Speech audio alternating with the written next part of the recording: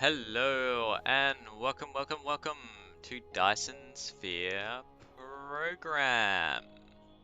My name is Pooks, and today, that's right, it's today. It's the morning local time. Been out and about, had a lovely coffee and a haircut, badly needed one. And we're back while my partner's out there working. She's making money today. It's my day off. We're here in Dyson Sphere Program. And today I want to kick off the start of our system-wide factory. So now that we actually have belts being produced here, and we're starting to rack up a few. Some of these will have already been transported. We're starting to get some of our assembling machines. So I think we've got enough local kind of production to make this all okay-ish. It's making me think, okay, this is a good point for us to look at doing some other stuff, doing some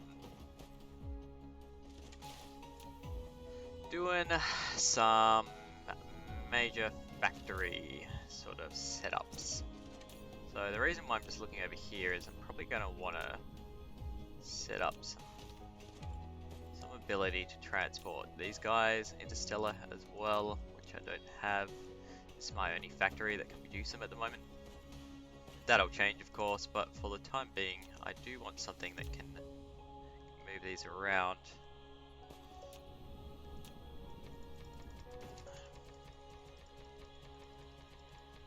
So we'll just set up one locally here. There we go. You'll work. It's gonna want some of these, and it's gonna want some warpers. Liquid man, remote storage. You're supplying remotely. We'll just go local storage.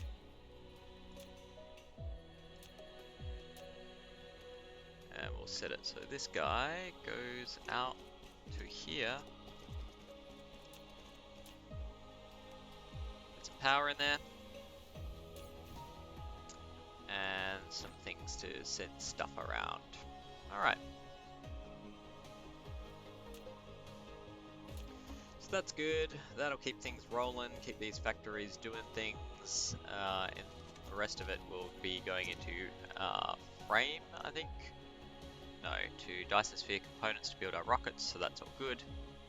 Our rockets, of course, already have this set up to be able to be transported. It's a remote supply here. I will give it some of these, and I'll also give it some warpers, because we ultimately want these to be exported. Liquid demand, there we are. Now it can send rockets all over the place. So, did I set a proliferator here, just not any actual spray paint? That seems a little bit odd. What will proliferation do to rockets again? I think it'll launch it faster. I don't think that's going to be a concern. So we'll just kind of leave that lonely sitting there. In fact, we'll remove it, because I'm thinking we can build up extra storage of these rockets as well if we've got any boxes. I don't think I've got boxes. I've only got 7. Right, let's grab a few boxes. They can be quite useful for temporary storage. Before we head off to Arrakis. Arrakis is going to be the system that we're going to be building this all out in.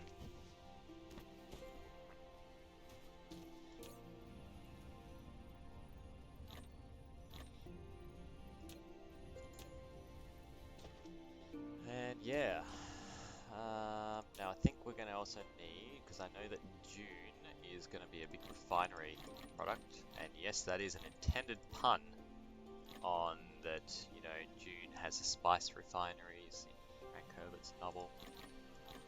Or, you know, in the latest movie, if you've watched that, which was, I don't know, I've got mixed feelings about it. It's good for the nostalgia trip, but on the other hand, I don't feel that, well, it was the best movie. Sorry, people in June. I know you worked hard on that, but yeah, that's all. That's all I have to say. Now, I am going to make this just kind of go crazy and finish all the belts that I possibly can here. So I can work through all these, and we'll grab these belts that have already been produced, because why not? And we will set our sights on Arrakis. Now, before anything else, we will be heading to Arrakis launch, because Arrakis launch is what we really need to set up to get things rolling. Get it rolling well, get it working. Oh, am I too close to an orbital body, it seems? It's that gas giant. Yep, there we are. Now we can do it. Warping away! How much warpers have we got? We've got 12 in reserve and 20 in our basket. We can always pick up more from a logistics station as well, so I think we'll be okay there. Yeah, so Arrakis launch is what we want to start off on, really. That'll be very important to be able to start building our Dyson sphere in the Arrakis system, because that Dyson sphere is what I'm counting on to provide us with power. Oh, hang on. Hold up.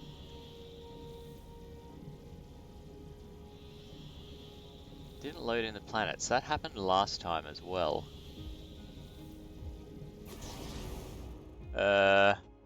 Hello? Hey! The planet has decloaked. Ah, man, I'm traveling too fast for my computer to load things in, it seems. Alright. Okay.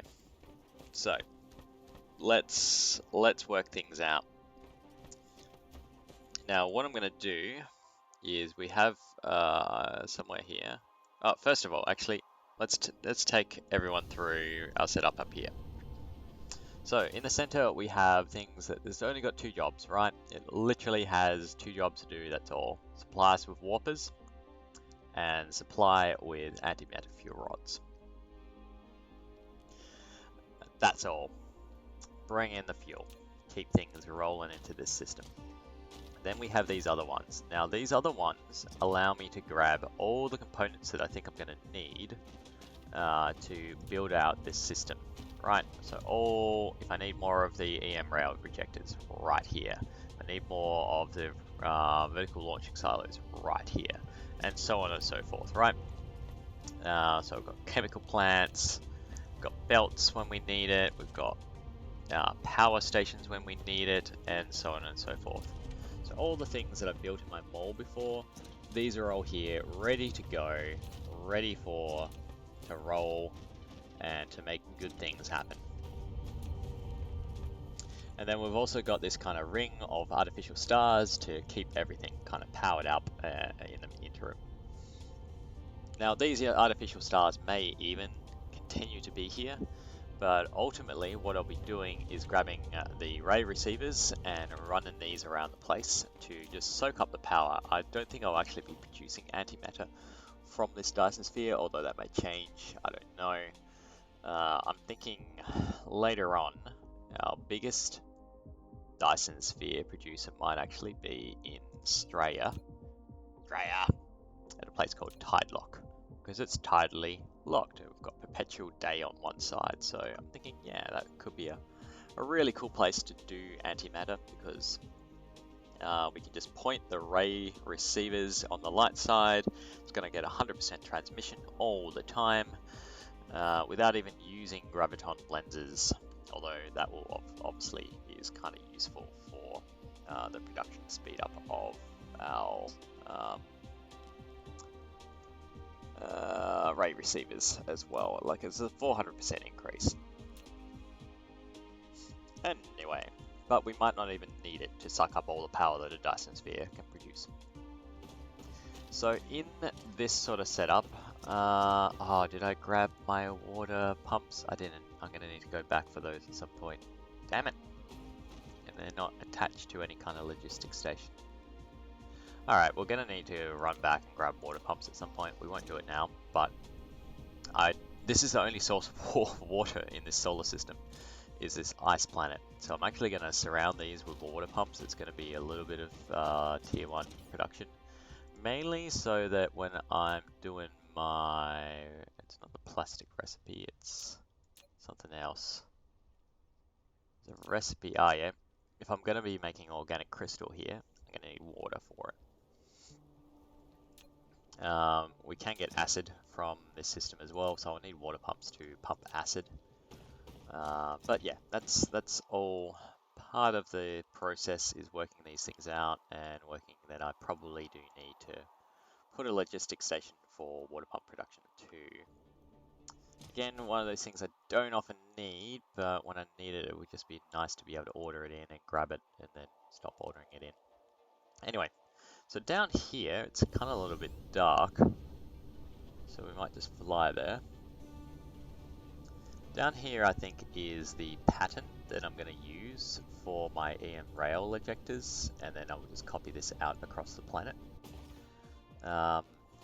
So from memory, right, we get a system where we want to be sorting in like that. Yeah, so I don't need splitters to make this run. But I do need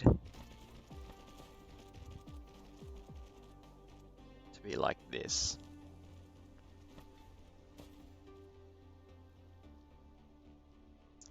And the other thing I think I need to do is actually put down the next row here too. And the reason why I want to do that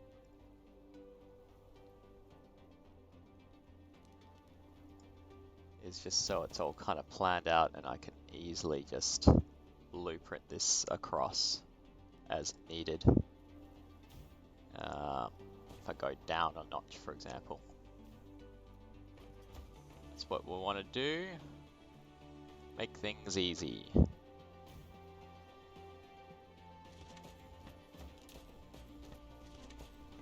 And then we'll go a left to right sort of situation.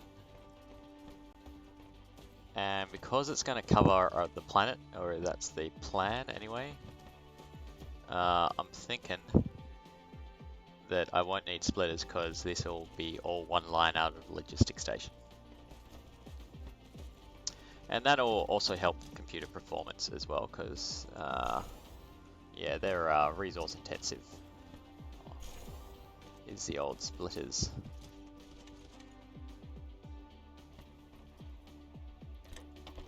So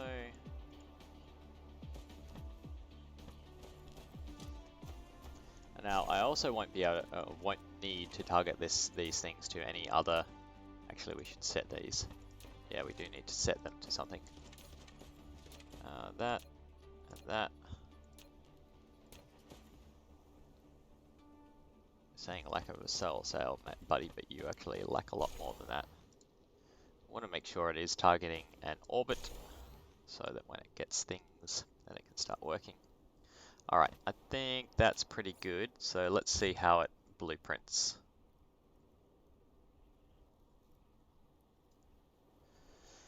These now.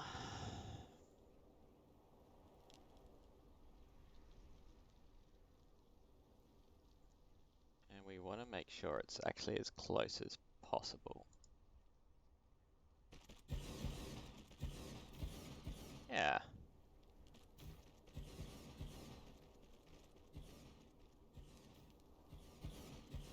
Now, it probably won't work across tropics lines.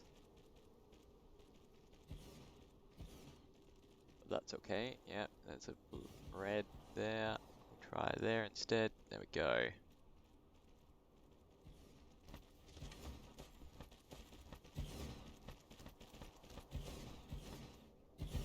And immediately we're lacking materials. But hey, this is the cool bit. This is the cool bit. Alright, we're lacking some of these. Oh, this is not the cool bit. Hang on. Well, alright. So we've got a situation here where you don't have any satellite substations, but I'm pretty sure my mole has some at least. So we just tell it to min load, yeah, whenever you can top it up. Drop that down. It's sent off a ship. Let's watch the ship. It's cruising down to Big Brain at the moment. Here it is here. Away it goes. That's going to cruise on down to Big Brain and get the parts that I need. So instead of me having to, get into orbit, warp myself down there, I might actually be faster than these logistic vessels at the moment, actually. But it's going to go there. It's going to go exactly where it needs to pick up the power substations. Pick them up, turn around, come back, and fill up that logistic station. And in the meantime, I'm allowed to do other things, right? I just can do that, which is kind of cool. Now, I'm wondering if I blueprint this now, is it going to take the white stuff as well? I'm hoping it does. Use. Yeah, it is.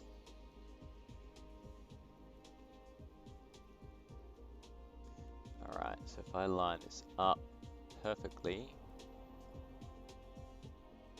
there's another section done.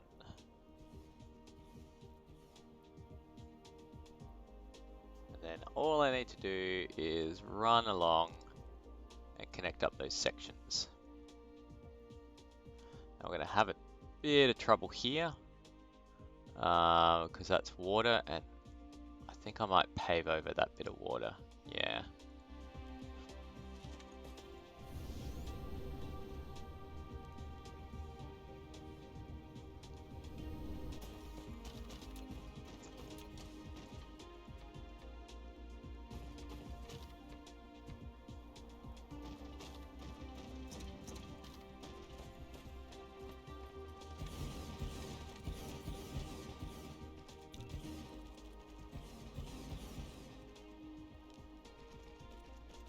Grab you, use now.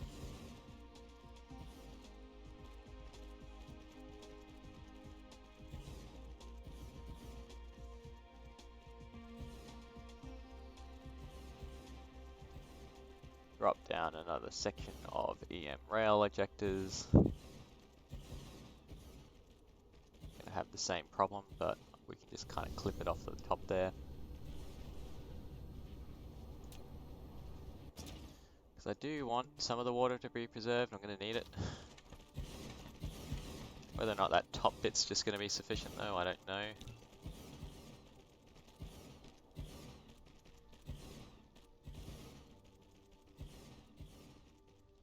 Use now. Oh, there's a bit there too. Did not see that. Ah, are you already paved over? Yeah, you're not. Sneaky. Hard to see. Alright. Fine, I'll take here.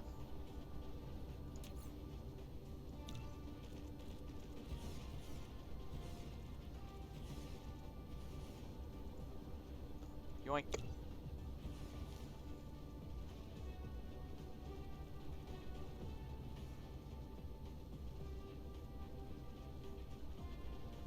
Alright, so that's going to shoot a lot of solar cells into orbit. Now we're missing a few parts, as we can tell here. So let's go pick up some of those parts. Now, I think it was power. Yep, we got substations now. So let's grab a couple hundred of those. We needed some more belts. That's not surprising. We'll grab some belts. And look, it's going to go top itself off as well. Grab another 300 of those. Yep. EM rail ejectors is what we need as well. Let's go find some of them. Here we go. How many do you need? 50? 53. I'll give you 70. 70. 70 is a good number.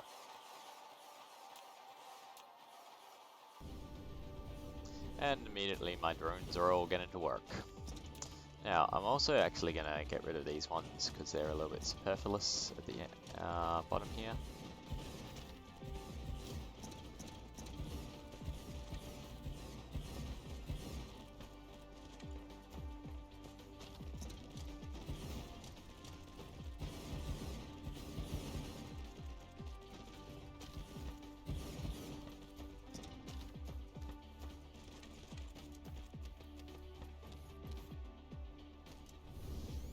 And then we just got to build it. It's all pretty easy, really. I might just go down here and just clip these off first. Drones can do the work in a bit.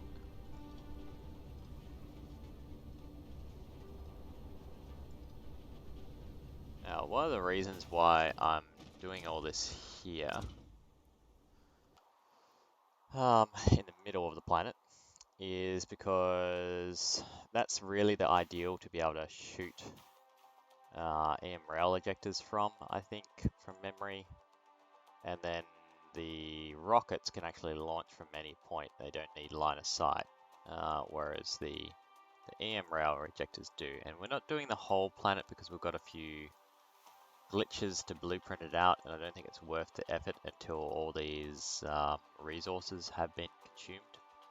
Speaking of those resources, we will be setting up local logistics up the top here to export said resources as well, so we won't be leaving those alone. They'll be going away from this planet until they're drained, and then we will fill it out with other stuff. Maybe we'll just, drain the local resources. But I'm looking at that stone, that titanium, that silicon, that iron in particular, and thinking that's good things. We can make use of those good things. We shouldn't waste them. Now the other thing that we're going to need here is a local logistics station to tie all this together. So with, what have we got? We've got 6 lines total. So we might just plonk this in the middle. I might need 2, I'm not sure. I might not. It's an experiment.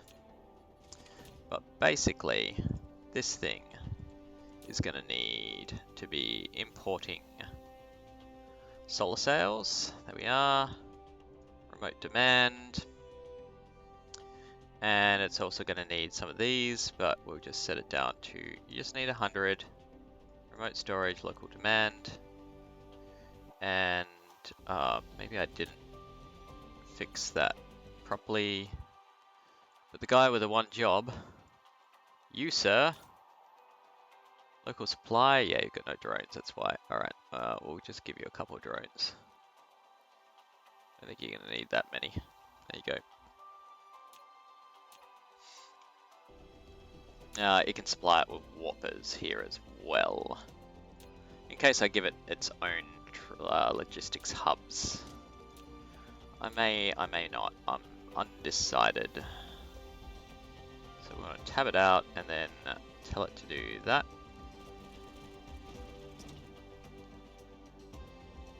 And then tab again, and then in like that, and then the final one, tab,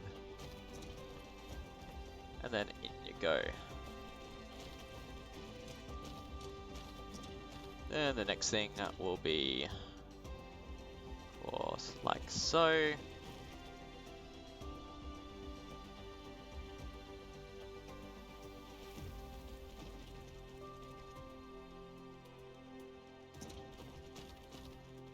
And like so. Alright, so that's going to run our rail ejectors down, or our, oh no, that's going to be permanent everywhere too, on every single copy paste we've done. Damn it. That's alright. You should be able to spot it pretty, yeah, it's going to be on every single rung, or twice on every rung. Yep, damn it. Oh well, at least we know about it. You know, the more you know.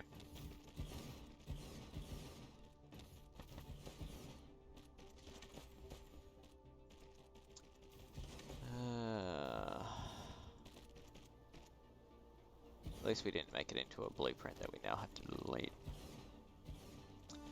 Speaking of blueprints, so if this is, you know, successful, if I like how it ends up going, then we're going to blueprint the planet so that next time we need to do a launching pad, so to speak, or a launching planet, then we'll just be able to plonk down the whole blueprint, fly around and construct it.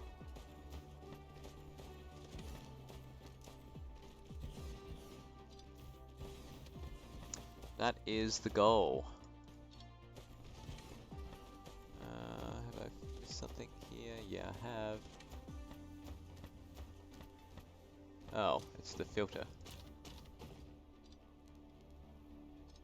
Somehow I missed that. Tab. There you go. Hey, it's the fonts.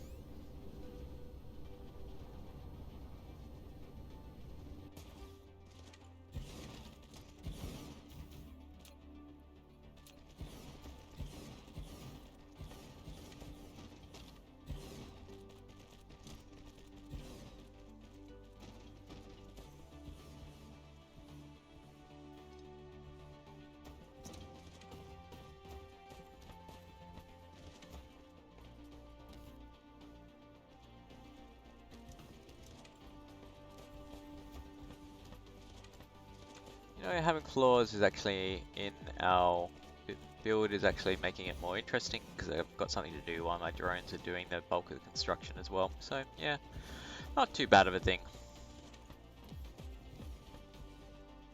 Not ideal. I prefer easy mode. I'm not lazy, I'm just very efficient.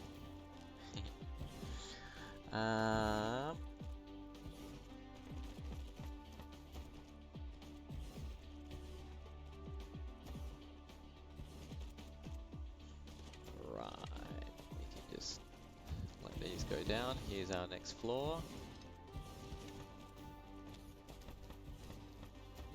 Here's another one here. There should be another one down here too. Go. Race ya. Oh no, it is winning. I'm not that fast yet. Join up the differences.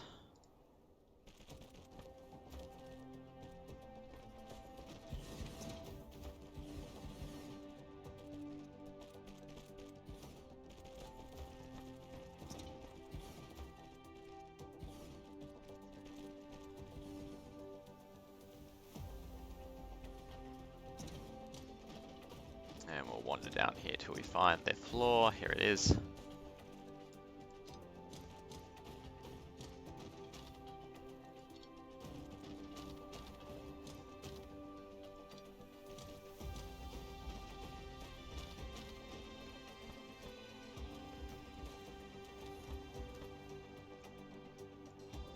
Got these guys.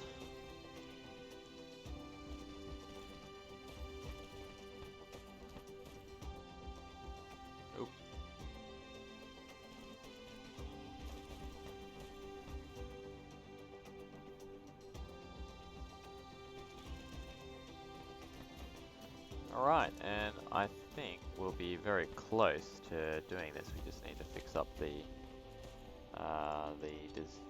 blueprint design problems.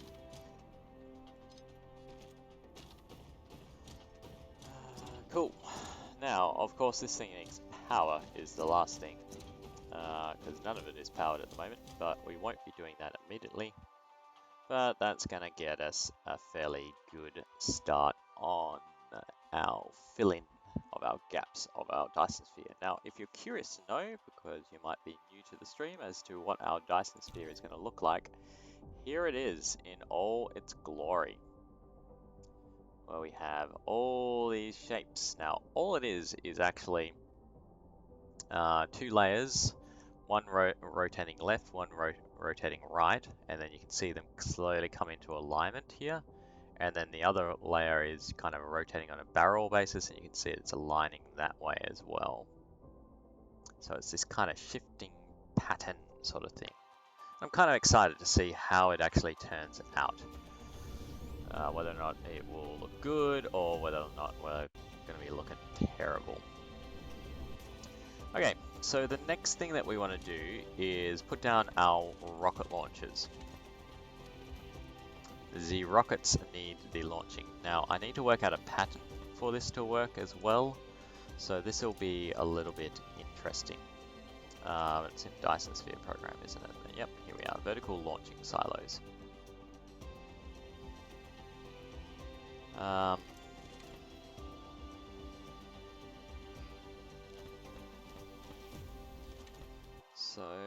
Yeah, that's not what I wanted to do. There's the tropics changes. So let's do the first one. I think we'll have to do these in rungs.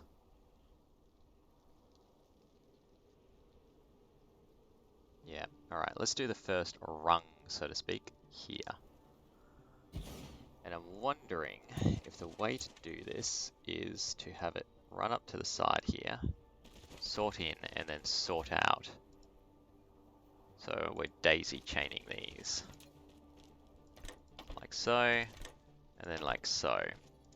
So let's just give it some power.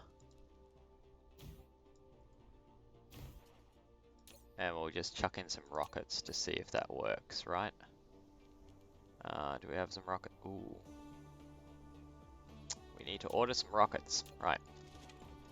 So the first one's going to be an interstellar logistics station here.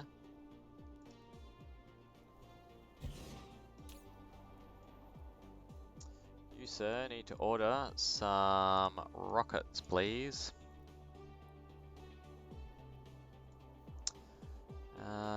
Now the other thing is, I'm thinking I'll make it a local supply situation too. That's also going to be kickstarting my factory back home. So yeah, we'll use other logistics stations to distribute these rockets, but I'm thinking the whole supply thing will just come through one section. So we'll give you drones. We'll give you ones of these.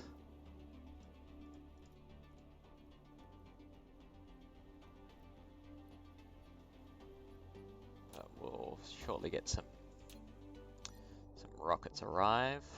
They're all just coming from the other direction. Look at them all. We're coming. We have the rockets. We have the technologies.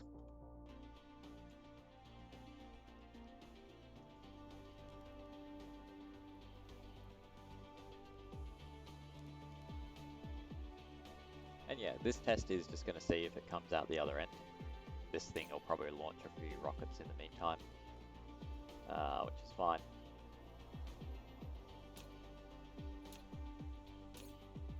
All I want to do is just grab a couple into inventory. You know, 31 will probably do it. And we'll go here. Make sure we have our inventory open and just kind of feed it into the belt. And yeah, it's going out the other side while still launching a rocket.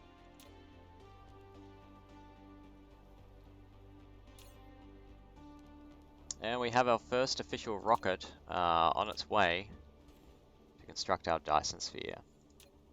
Okay, so that works for me, I think. And then that, what we want to do now is basically blueprint that out. So how close can we get these things? Right, so rotated like this. Get rid of those.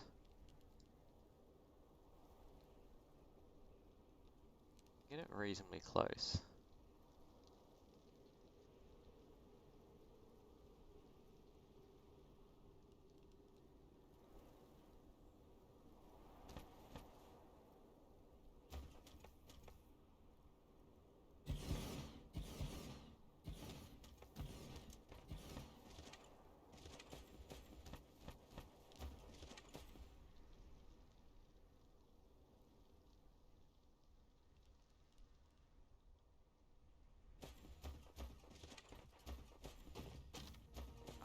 It even misses the lake, that's great.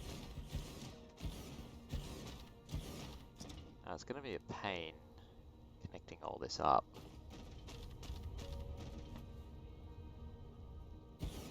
That's okay.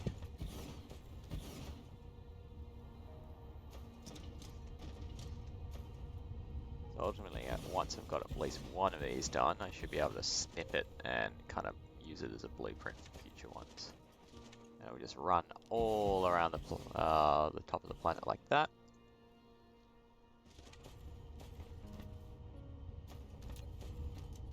And then I think next we want to just put in the in-between belts, and I might be able to just copy it down.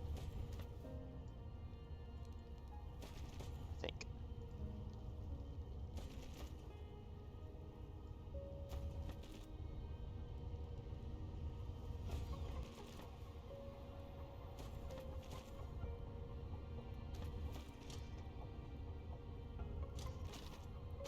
If not, then we'll just go, have to do the whole sort of thing.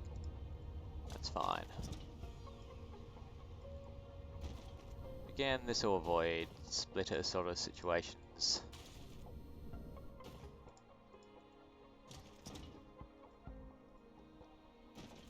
And hopefully have a more kind of copy-pastable sort of setup.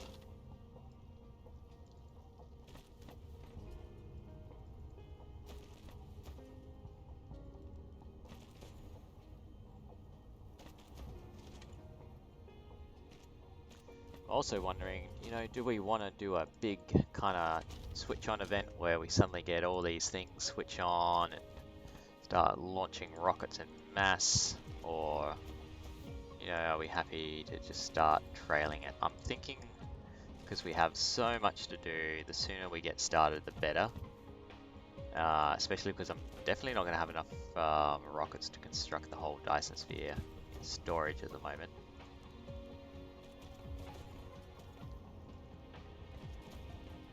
And as cool as the switch it on and just let it do waves of rockets would look, I'm thinking that we might not do that. And you know what, you can actually start you to go out like that. Alright, so if I copy you, it's not going to do the same. All I want to do... Oh well. Gonna be stuck doing this. Hey devs, if you're watching, if there's a dev ever sees this video, this would be a really cool thing to be able to make better blueprints of these things. Or maybe I'm just going about the wrong way. Or even just, belts to just go straight into these things rather than using sorters. I feel like they should be able to have a belt run into them, like a factory line. Certainly they're big enough. Oh, hang on. Need to get the right angle here.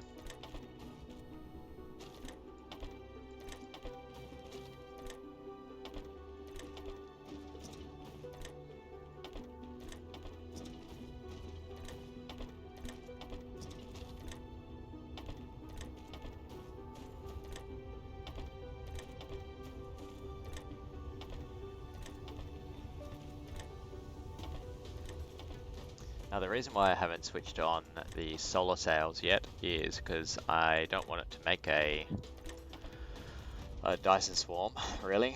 I actually just want it to be making the fill-in. I'm not even going to keep a permanent Dyson swarm in this system, so as soon as it's filled in all the panels, then that's it for those solar sail launchers.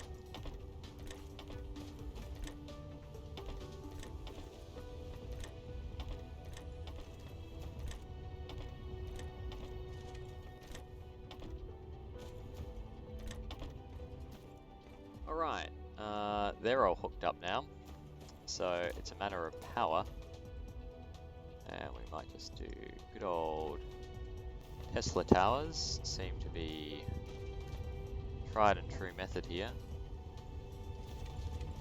And you know, they're cheap, they don't require power while they're offline and not working. And while I don't think power will be a problem on this planet at all, waste not, want not.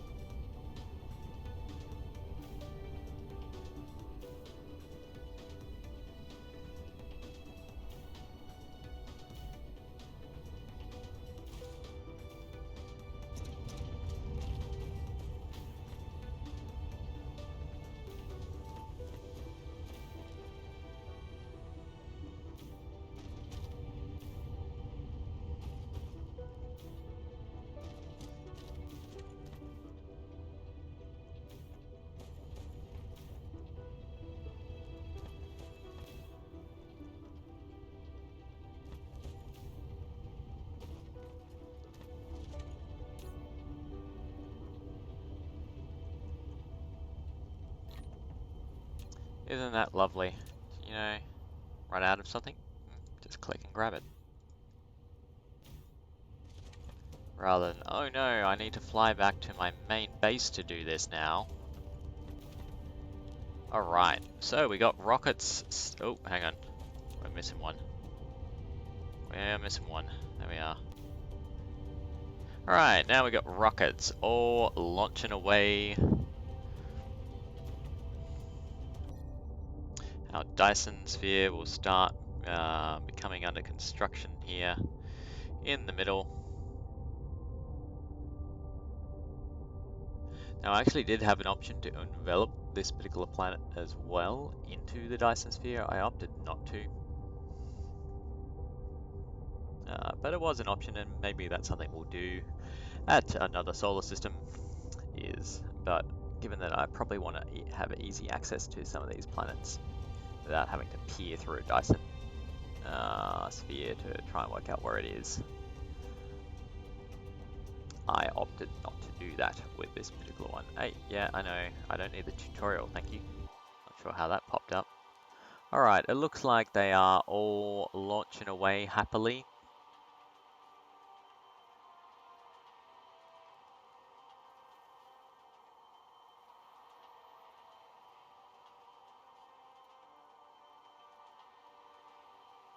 Which is a very good thing. And now we're going to blueprint it. Including, I think, this thing. Now, the settings will change on it, so I don't want to keep the settings that it's got. But I do want to keep the layout here. And I'm not sure if it's actually going to work putting it elsewhere. Because I'm staring at that tropic line and thinking, but we'll see. Alright, so we'll use it now. We can get it into the next level down. Now there's water there. So what I might do is just set it so it's here. Here maybe? Yep. I need foundation support. We've got water elsewhere. Here. Alright. So if I go here, I'm going to have the same problem probably. Nope. Alright. Cool. We got another one under construction. I'm just going to run down here and let this construct, because I want to be able to intercept the settings fairly quickly.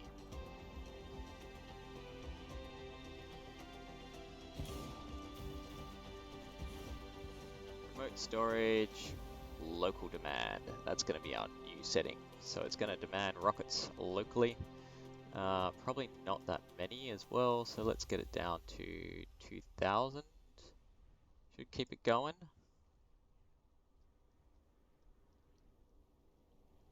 That's overkill at the moment, but that's fine.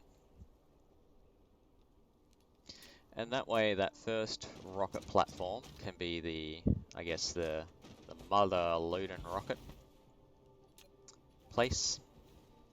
The thing that controls the supply of rockets. We'll just connect those up. Maybe give this some power as well.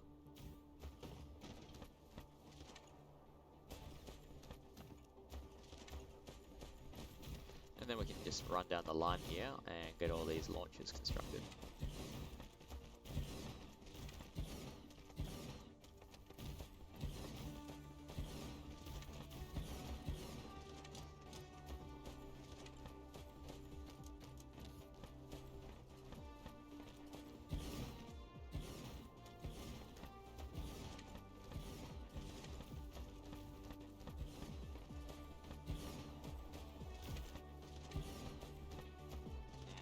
leaving us with a small dilemma here, is that we have this unbuilt section of it, because I started it off a smaller ring, so it's only doing the same number. But I think we want to continue this on as much as possible. So we'll go 1, 2, 3, 4. Do that. And we'll just finish off this section as well. You can see that the rungs have expanded there slightly. I know it should be normally 3. That's all good. Must have just gotten the placement slightly wrong on the first one. That's fine. And then we'll want to connect them up with sorters.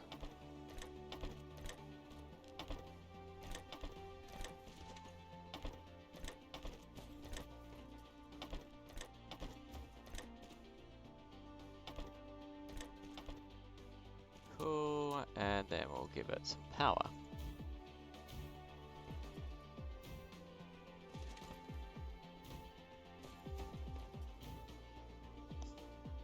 Now, this is an awful lot of launches that we've got going on here. So I won't be surprised if we actually start running out of rockets relatively quickly. And certainly it's more launches than my factories back at Big Brain can keep up with. So probably the only reason we're still going is because we built up some surplus. While I'm here, actually, I'll just drop those in there.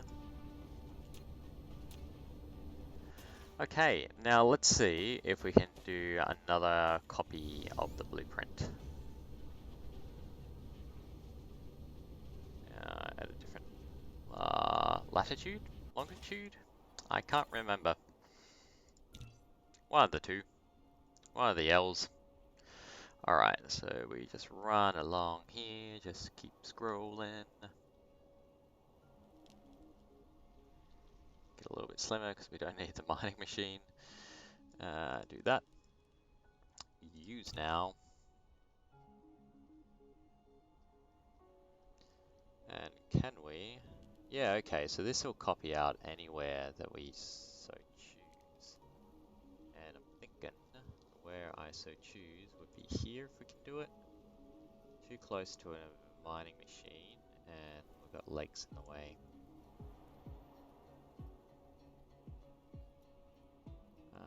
Yeah. We might instead go here as the next one. Line with object. The mining machine again. Can we thread it through the middle? I don't think so. So this is the problem with these sort of setups, is that you get these little bumps, and unless I want to just destroy some resources. What is that resource? It looks like stone.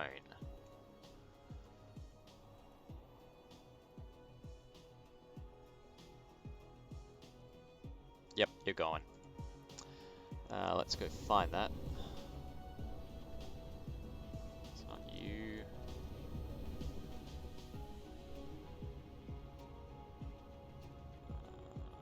The titanium. Ah, no, no, come back. There it is. Okay. Oh, it's 2 million of it as well. Jeez. It's a lot of stone to be burying. It's like a third of the stuff on the planet. But we're gonna do it. You... Mainsbury. Oh, we can restore it later on. Okay. So even if we're burying you... Yeah, okay, so it keeps the node. That's good to know. I'm not really destroying it, we're just burying it for later. Did not know that would happen. Alright, so we'll create a new blueprint again.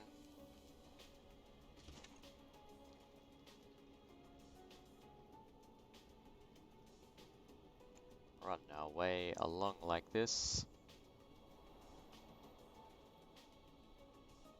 Now, given that our factory isn't going to keep up, I think this is the last one that I'll actually place. Otherwise, it just doesn't seem to be a point to it. Where was it going to start? I think it was around here. Yeah. And we need some more sorters.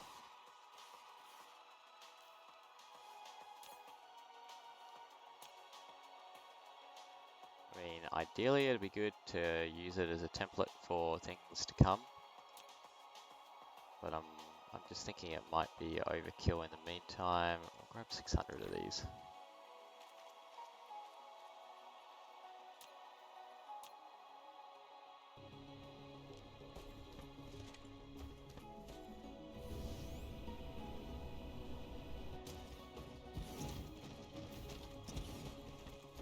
Maybe before we go, we just blueprint some of the copy-pastable ones, like the rungs of launches. Make it easier at the next planet that we get to. Ah! Oh no. Well, we do want to connect this up to power, so I'll just run some power up this way. There we go.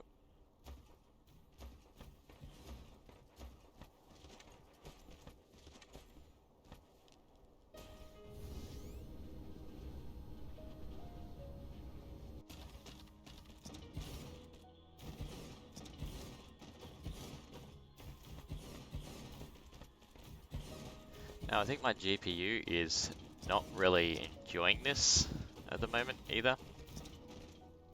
And by no, not really, I mean not at all. Do you really need warpers? I don't think you do. Oh well. You know what? You're gonna go local supply instead.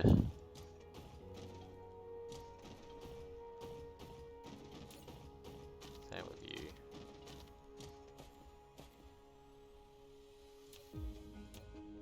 Okay, we have a good number of rocket launches happening. These are all coming off the planet. Looks like its head is exploding. Mind blown. Let's just check out the sun if we can see it. Let's see if we've got any parts built. Yeah, we can't really get a good view from here. We can just go to this sort of viewpoint. Should tell me the bits that are built. Yeah, okay, so we've got some things that are being built, and I'm pretty sure that means that if we launch something,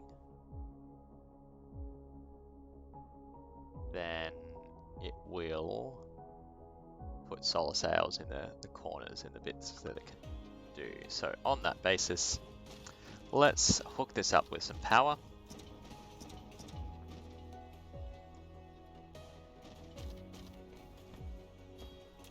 We will use the substations. Makes it a lot easier to place two of them. And boom! Pew! Fire! Ready, aim, fire! Ready, aim, fire! Mass volleys of this thing. Like, let's just... Pew. Look at him! Look at the pulse! That is so cool! Oh, wow! I love it! Now, it's not going to stay that way. Eventually, it's going to break up. But for now, just this pulse effect, that looks cool. Can we go into... Yeah, there we are. Map view. And zoom. Ready? Fire. Fire. Fire.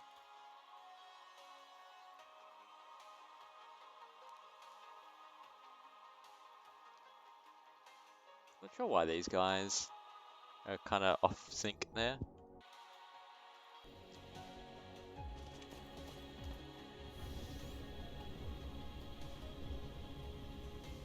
so far that is. Oh, it's used a ton of them.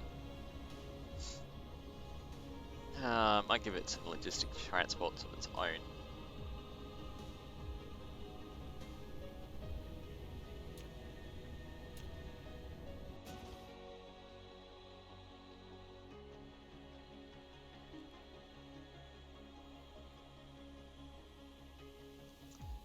But if we then look at the Dyson Sphere creation sort of thing, oh yeah, see, it is launching into orbit.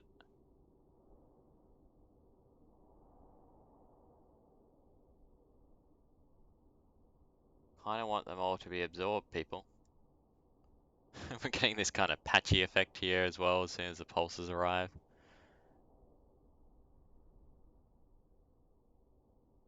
The orbits are going down, so it is actually making use of the stuff in orbit, so that's okay. That's all we can ask for, really.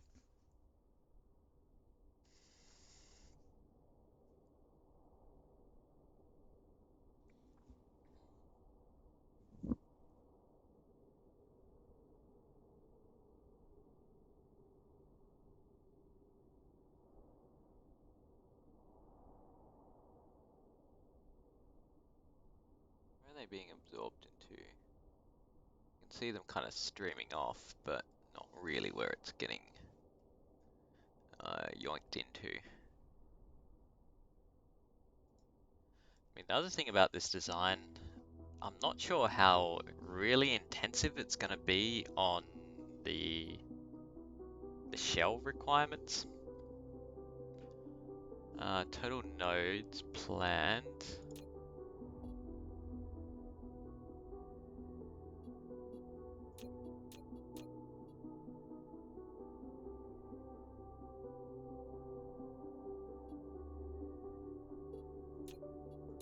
Yeah, so there's a fair few structure points.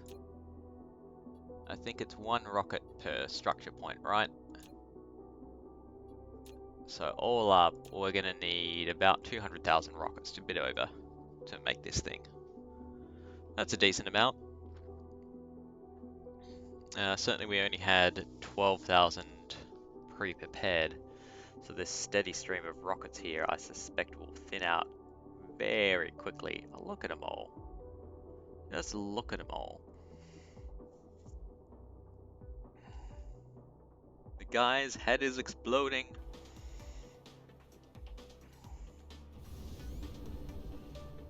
Now that we've got this going, we might might go take a Guernsey, gander, a gander. That's the word. Check out what's happening.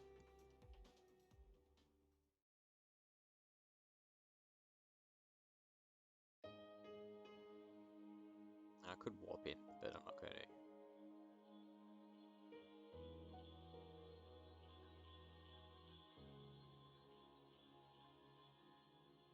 Yeah, see now we don't have that pulse effect anymore because the orbit's changing.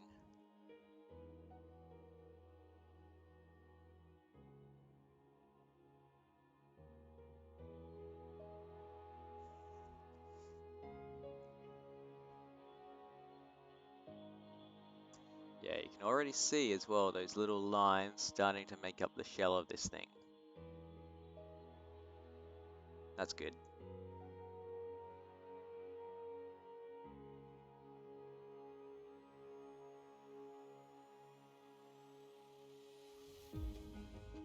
It is a big system now that I think on it. It certainly does not normally take all this time to get about.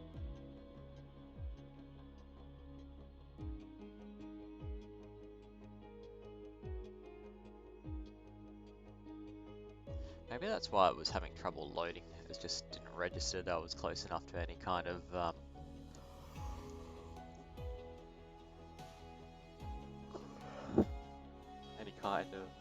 thing. Orbital body with gravitational.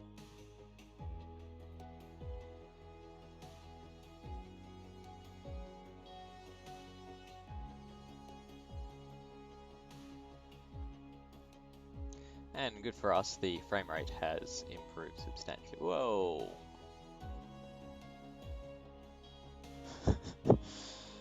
That's cool. I love it.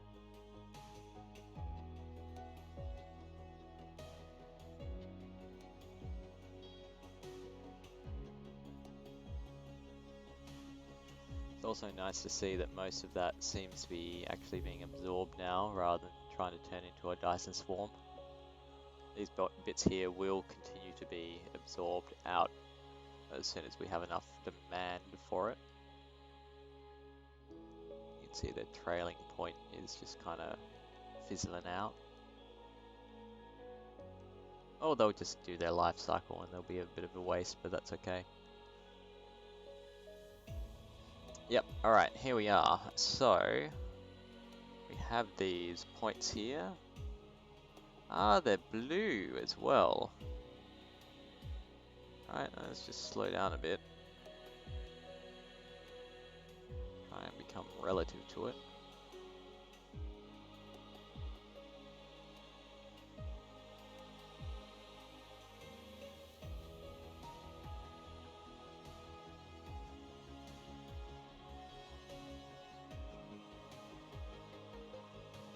That's cool, alright. I didn't know that it would be actually a blue color. I just picked a different version. I think our original, it was orange. So hopefully the solar sort of things that were picked, so the filler, will look good for that sort of layout. Is there anywhere where it's actually starting to show? I don't think so.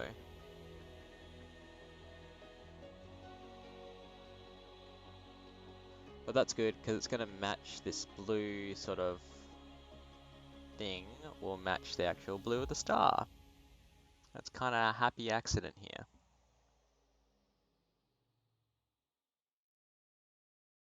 I think this one's starting to show up.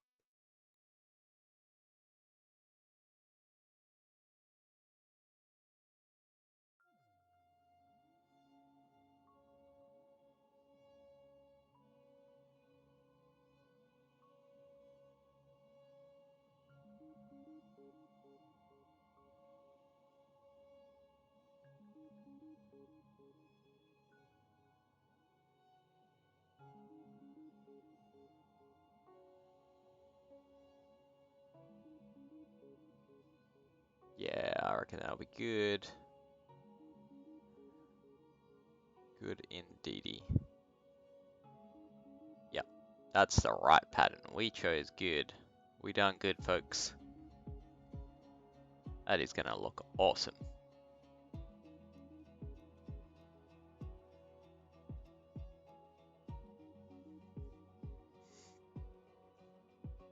Alright, that makes me pretty happy with the whole situation and that we have Arrakis launch functional, maybe not, you know, huge, not massive as a launching platform, but functional.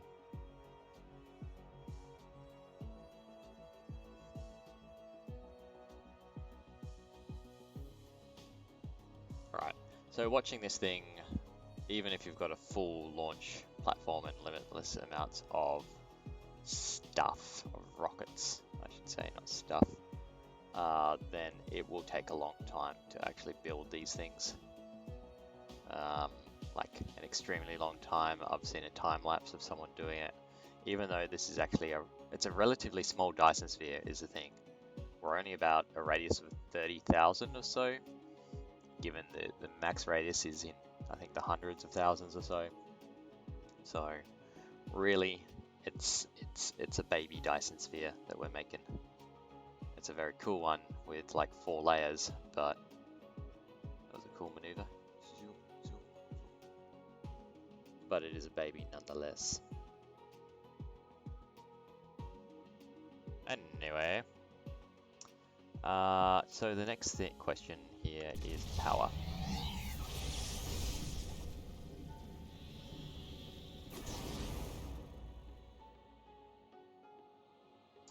We're going to go back to Arrakis launch, and it can start drawing some power from the Dyson sphere instead of the antimatter reactors.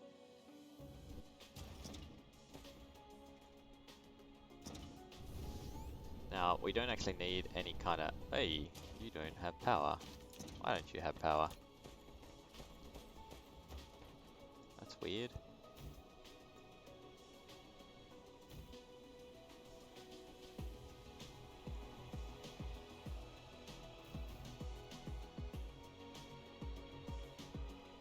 Oh no!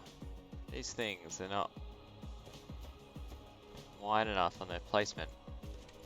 Ah! That's a bit silly. Alright. Let's learn from that error and just do the substations. Sometimes they're good, so we'll just place them where we need them.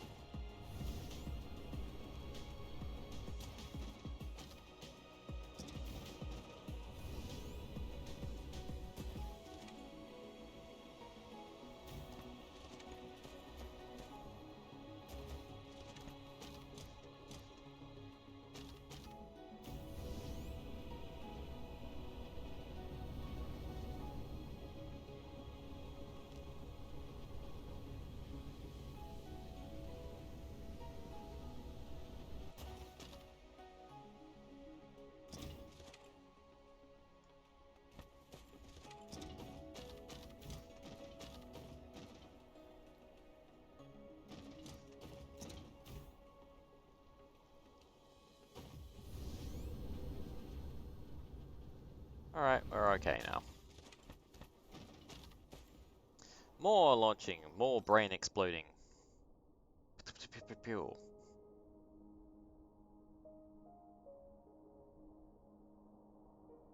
Yeah, we no longer have our pulse effect. We get a small pulses, but not amazing. Yeah, all these mag launchers just smashing that out. And we'll continue to smash it out as the planet rotates. These guys are all going to slowly come online as the sun comes up.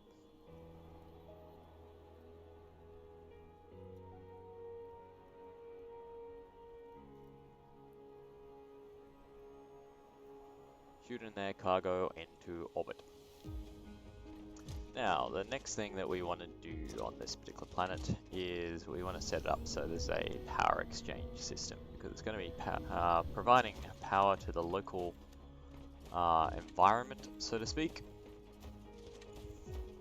Now, this might be a point where we do need splitters as well, but we'll see how we go. So, first thing I'm going to do is maybe just empty my inventory a little bit of the things that I don't need. So no longer need these. No longer need any of these.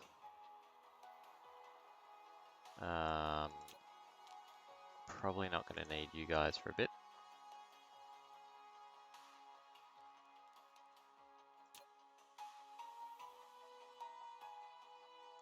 I am going to want a chunk of you. So let's grab a couple hundred. I am going to want a chunk of you guys, so we'll grab, say, a few hundred again.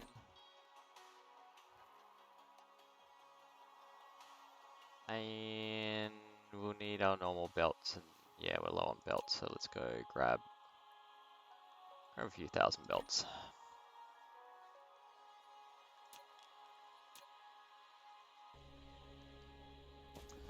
Alright, power exchange system.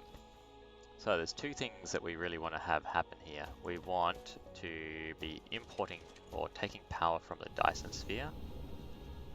And whoa, crazy. I'm wondering if we just use this kind of belt situation here for it. And the good thing of this is that we should be able to just kind of make a square and blueprint it out and fly along. There's no real need to connect up everything. I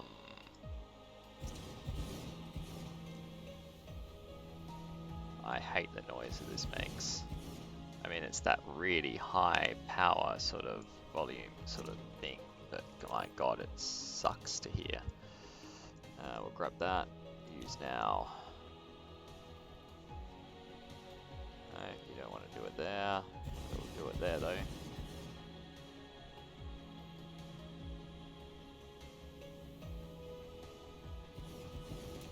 Yep, and we'll blueprint again. Use now. You want to do it there, you'll do it there though.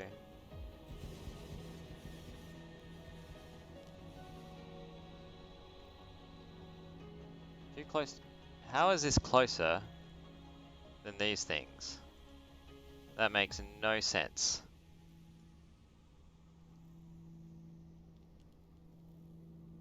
Alright, we'll just do a smidge up. Damn fools.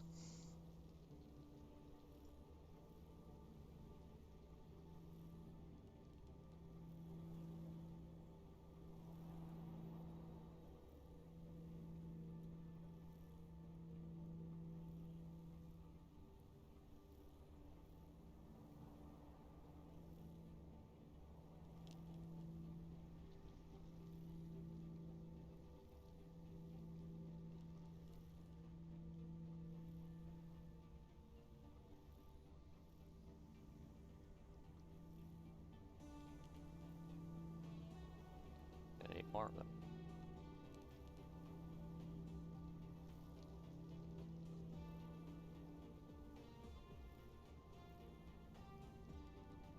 Man, I love this blueprint function.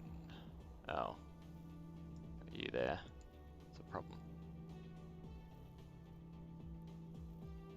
Let's take it for the other end, maybe. Well, we've got water here, so we'll leave the water intact for now.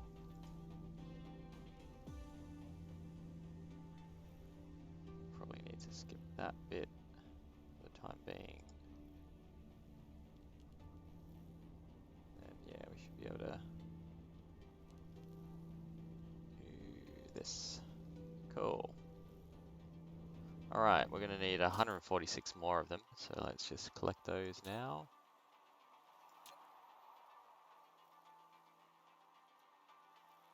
$150 odd. Unfortunately, sorry, that has triggered more of those to be collected. Which is not really what I was hoping for, but that's okay. Just let our drones do their thing.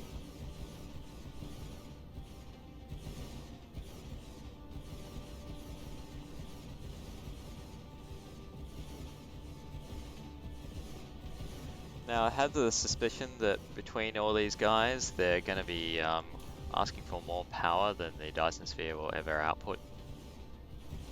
But that's okay. There will also be a certain amount of power loss, I believe. Unless we actually start using the graviton lenses on them. Which is still a possibility. They're laid out quite neatly as opposed to when you chuck them at the poles. So we should be able to actually belt them between each other. Like so or something. Or should be an output there, yeah, so anyway, there'll be a way to do that relatively easily, I think.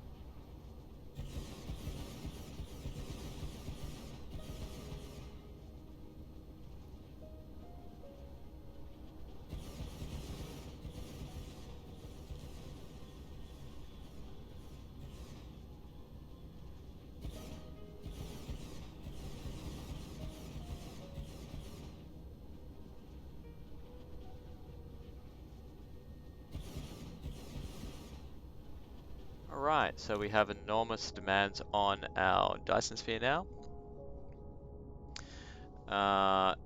Really? Generation of everything is actually exceeding the amount that we're requesting at the moment. I find that hard to believe. I genuinely do. Also, we have an enormous amount of solar sails in orbit. We are not We're not making absorption fast enough to keep up with the EM rail ejection system that I've put in place. Okay, so that EM rail ejection system is overkill. Good to know. Not sure what I can really do about it, but good to know.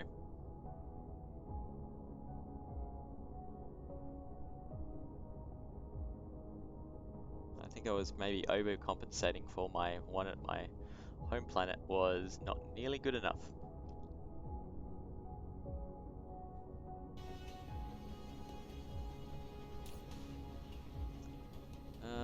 Requested power. Yeah, so the power request will go up as long as the continuing efficiency goes up. So we're only at really minor amounts at the moment, so that's probably why. Now that's going to be cut off by rotation to a certain extent as well. So we'll see how that goes. We may end up needing to plonk our logistics station here and tell it to collect graviton lenses, and to do that we'll need a heap of diamonds as well as a heap of strange matter. But that's a thing for another day.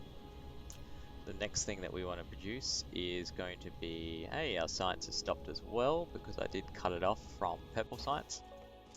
But the next thing that we're going to be looking to produce is going to be the power transmission system. Now this is in transportation rather than power. If you go looking for it, just be aware of that. And we're going to try and establish a pattern to link it up here as well and blueprint it out. Now I want to check something because this may make my life a lot easier.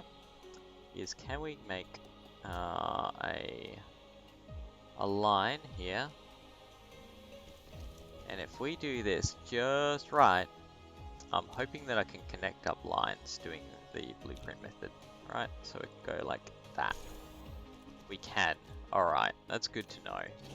I wasn't sure, hence why I haven't tried to do that before. But I think this is going to definitely improve our lives here.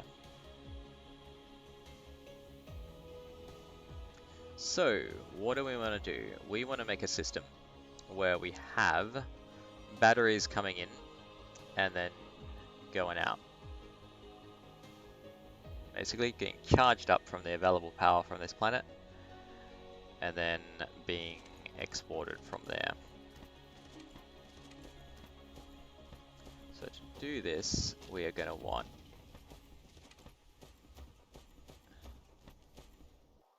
where's the tropics again? I can't see it while it's bright. Let's just go into the dark side of the planet. Just quickly. Oh, there's a big sea here. No, it's covered. Alright.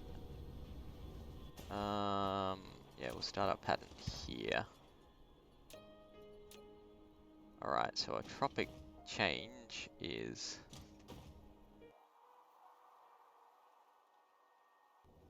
kind of close.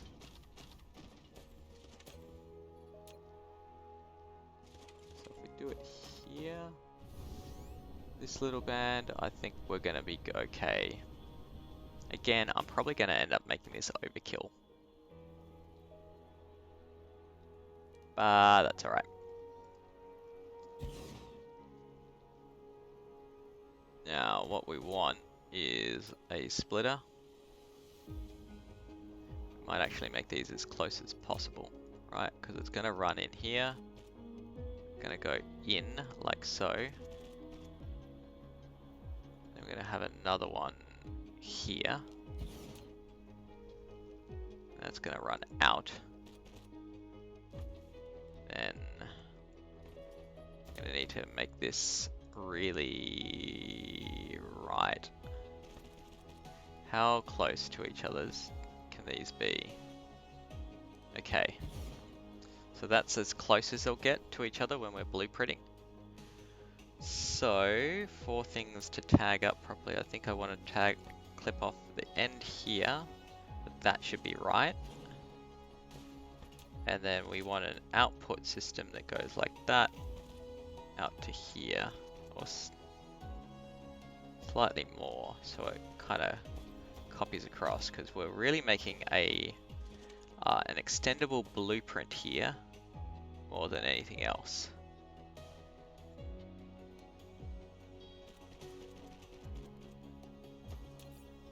Let's see if this works.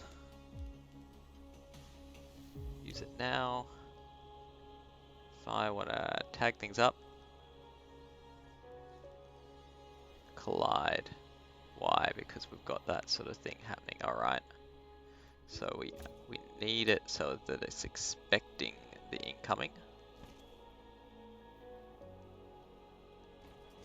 Needs to know that it's going to be happening. We also haven't got it symmetrical. That is going to bug me, so we're going to try and fix that. So it's like that instead. And we'll just kill that one. I think I'm going to have to clip off a little bit here to make this work now. But we'll just go clip. Oh, hang on. No. Like that. Yep. Use. And hey.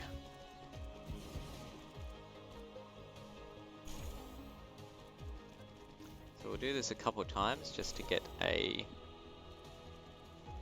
decent blueprint size working.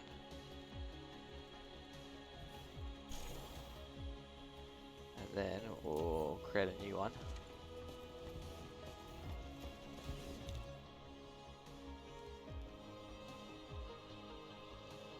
Now we're going to call this power, oh, caps lock, power transfer system. Use this now.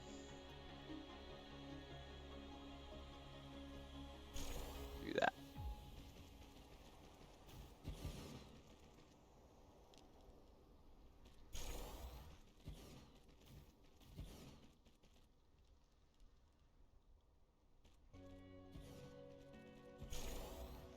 I have made a mistake. I really wanted to set my settings.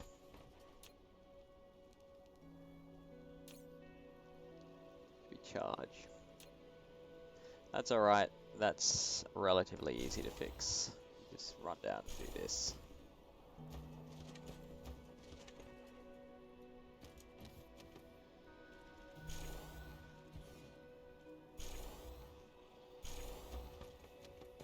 It opens like a lotus.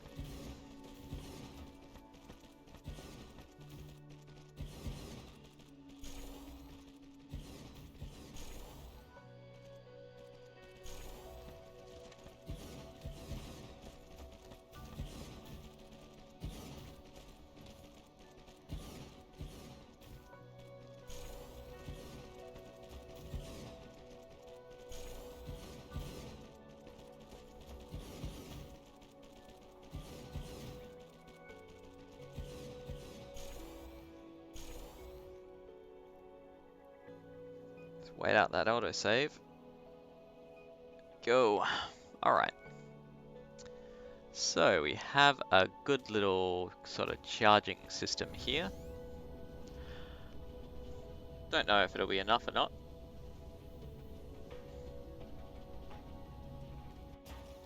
And we're going to seed it first. And what we need to seed it with is batteries. Just put this bit at the end here. Now it's going to have 10 of these guys. We want charged batteries wherever they are here. We want dead batteries. We're not going to want warpers.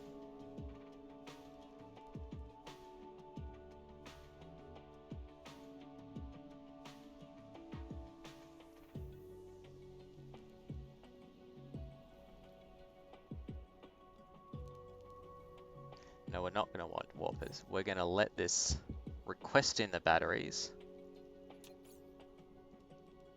but not do anything about it. So to start off with,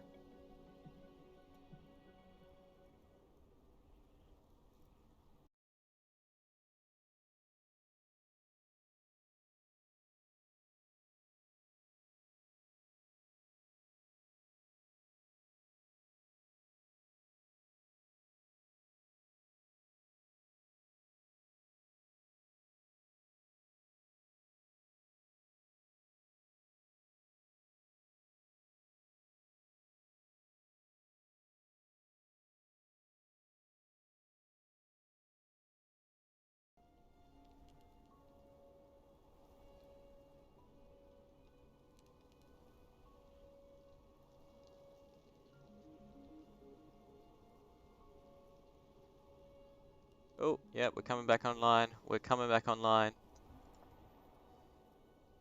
Hey, sorry about that, folks. We had a small network issue that has now been resolved. But what we're going to do, where I was up to, is we're going to set it so that this...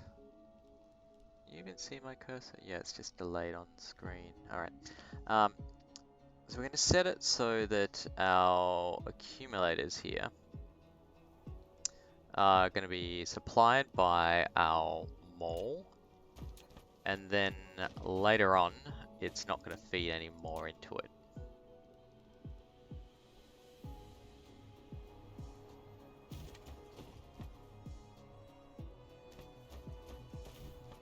And then it won't supply other things because it doesn't have warpers, so it needs something that's got warpers to actually get stuff in there. Oh, hang on. That's horrible. I'm just looking at my stream manager here and it is skipping all over the place. What's going on?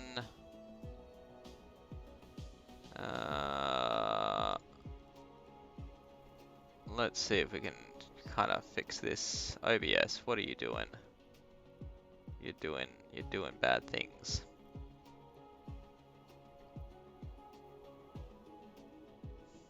Sorry folks, technical difficulties. Let's give it the three-fingered salute here and just check out what's going on with OBS. Are you getting the food that you need to run? You are. We're not capping out on CPU or memory. We're probably capping out on GPU. Or just the local Wi-Fi is deciding to crap out.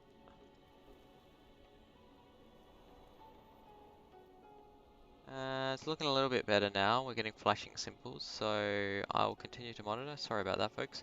Alright. So, yeah, it's going to seed into this one, because this will be able to request those batteries from the mall. Here they come now. As soon as it gets enough power, it's going to launch another dude out into space.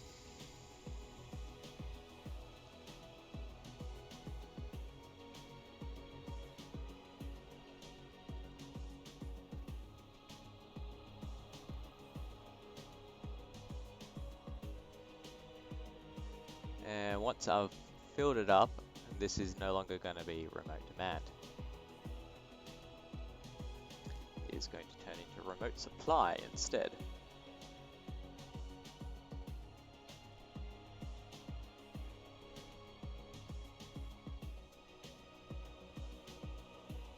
Alright, so we've got the guys all transiting off to grab the full batteries. We'll just set it to local storage because it's not going to actually send these things around locally at all.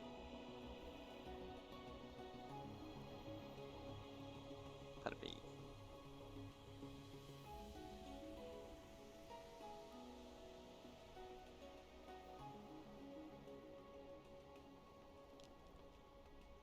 And once these have actually arrived, sorry, we actually are going to have to kick around and just wait for this to fill up.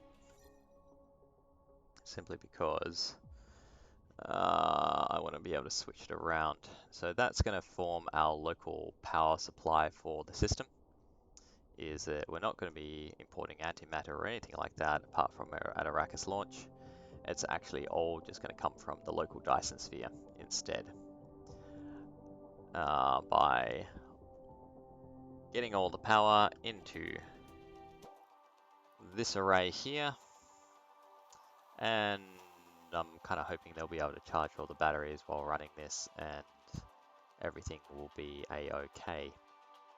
That's my hope anyway. Whether or not that plays out in reality is a different thing. Let's just check out yeah, we're still at 100% satisfaction, which is great. The shell is it's already producing a decent amount of power, really. We're only really requesting a quarter of that as well. So I am thinking that longer term we are going to need graviton lenses running through these guys, or at least some of them maybe. I'm just thinking as the planet rotates they'll lose their efficiency and it'll turn on and off, and that'll actually end up being a little bit of a pain in the butt. And it probably won't get enough power until it rotates out. The only other option is just, you know, asking for more.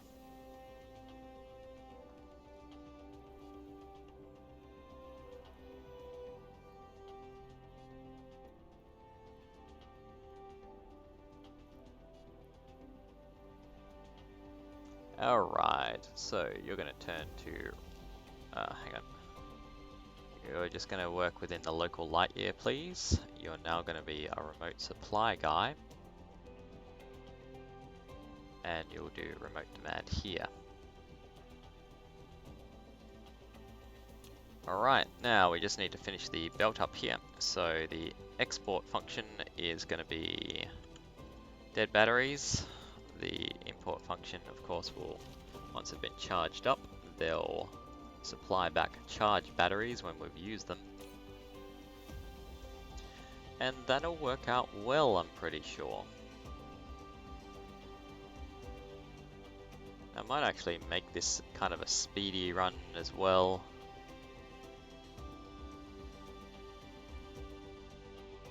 It does take a lot of power though. I mean, is that really efficient? I don't know. Probably not. We'll keep it at 12 AU. I reckon 12 AU is probably the cutoff where it becomes like an efficiency cutoff. That's my guess.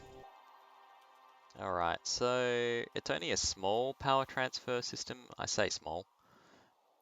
It looks relatively small at the moment. And I'm not sure if I'm going to need more or not, but I'm thinking we can just blueprint it out. And just copy paste as we need it. Alright, let's dump the excess back in here. So we no longer need you guys. No longer need you guys here. And think about what we're going to be doing next. So now that we've kind of, actually, I will need those power transfer stations, won't I? Because I'll need one at the other end. Yeah. Alright, sorry, we will keep, I think we just need 100 or so. Keep 100 on.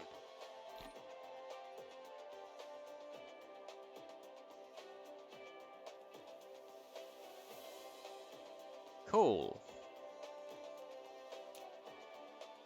So from here, what do we want to do? I'm thinking plastic. I'm thinking plastic is going to be the first thing that I want to really cure, because I'm going to need a ton of that for particle broadband. And I'm also thinking crystal silicon, or the advanced crystal silicon, is the other thing that we want to produce pretty soon, because we're relying on the traditional baking method, which is not great. We've got a very small kind of factory doing that in our electronics planet back in our home system. So that means we want to travel to June, I should say, and we also want to go to your basic. So let's blueprint this sort of thing here, because that is going to be useful for us. What do I want? I want blueprint controls. There we go. And just yoink this down. Now it's going to have the wrong charge settings, but that's relatively easy to do. I'm going to save blueprint. Oh, hang on.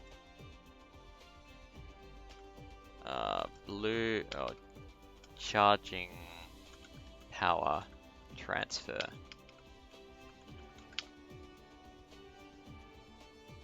save. Cool. Alright, we should have that now. Good. And then when we've switched it to a discharge model, I'll save that as a new blueprint as well. So, of the two places, what have we got in this system? Do we have any crystal silicon in this system? Fractal silicon? Yeah, we do, on your basic. So, let's go to your basic. Your basic. Sorry.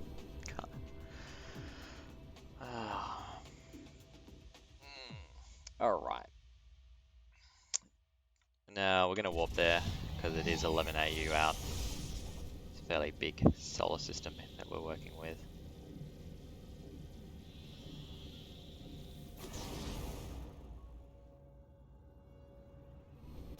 And I think this is a new planet type for me as well.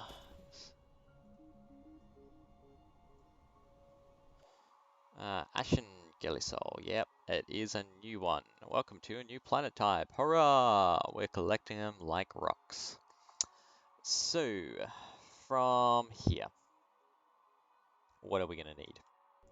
We are going to need, the first thing is to get power into this place. Before anything else, we need power. So, we're going to go up to kind of the Polish, or the pole area here. I'm going to take that charging blueprint here. That seems like a decent place to put it. And it's going to collide with something.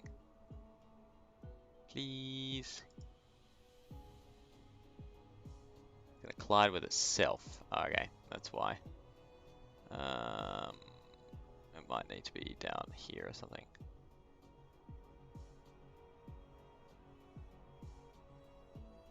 Come on, man.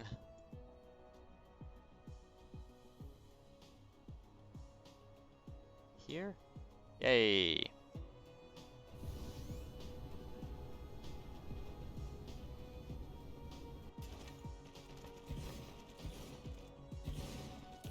Alright, so we're going to need to change this. So it's not going to demand these, it's actually going to remote supply these instead.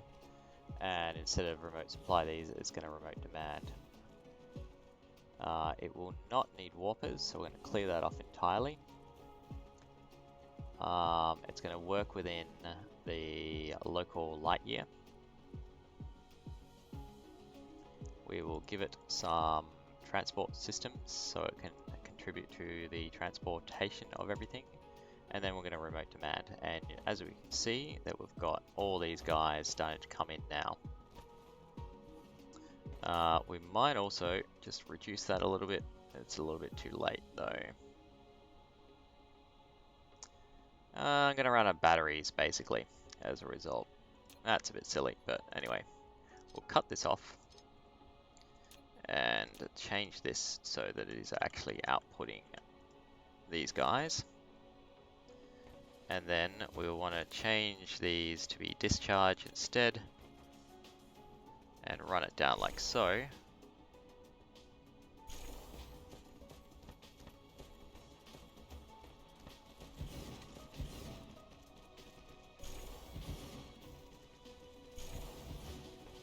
And that's going to start producing power for us. What do we get up to? Here? I think so. Yep.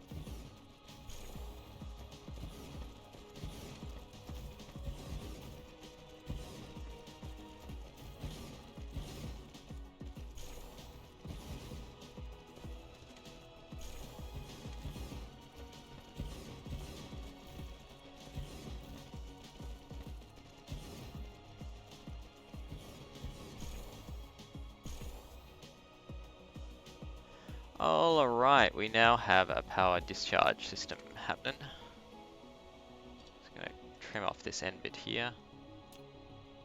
These bits here too. And we want to blueprint that.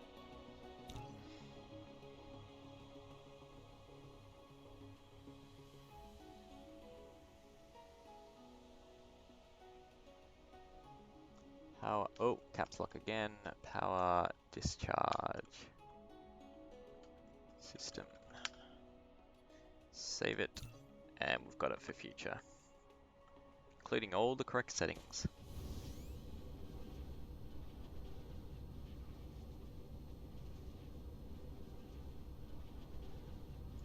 Cool, alright, this should be coming in. We got those transport vessels, they're all slow poking it their way here. Yep. Not the best.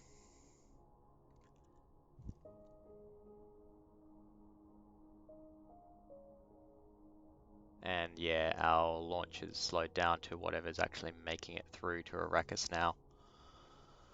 Or what's left over. Also not surprising. We've got a solid Dyson swarm around the planet for the time being though. Okay, so that's going to give us power. The next thing I think I'm going to set up is our mining facilities here. We're going to take advantage of the local resources and ship it off to our smelting planets at some point. And we'll also want this fractal silicon locally too. How much fractal silicon does it have? That's our one vein. Huh. I don't know if I want to go set up miners now or if I just want to... Alright, so that's starting to produce power for us. Yippee-ki-yay. That's charging as fast as possible. And I'll start putting in the used batteries in here for transport back.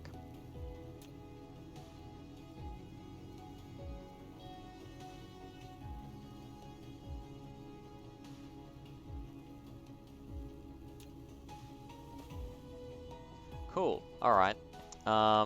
Let's do our fractal our fractal silicon assembling station, I think, first, rather than running around and mining up everything.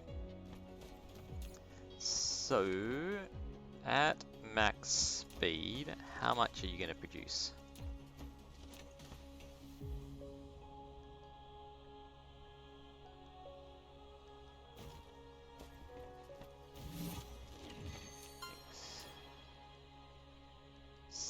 $6,020 a minute.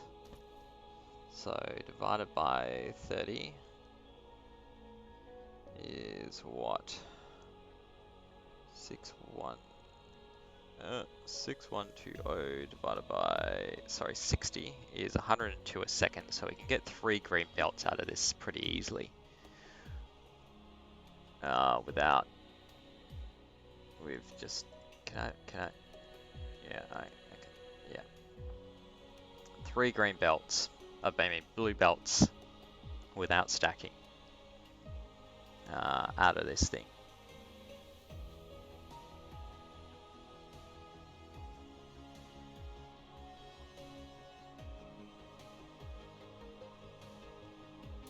Alright, so let's look at the recipe. The recipe says that every 1.5 seconds, it's going to consume 1 and produce 2. So that leads me to think rows of 45 is going to consume a full blue belt of this stuff. Alright, so we're going to need space enough for rows of 45 assemblers. Let's just see if we've got that in this tropic here. And we're going to be doing 3 rows of it. So that's going to be 15 here. Another 15 here. And then another 15. Ooh, hang on. Another 15 again. I think we'll fit it all in.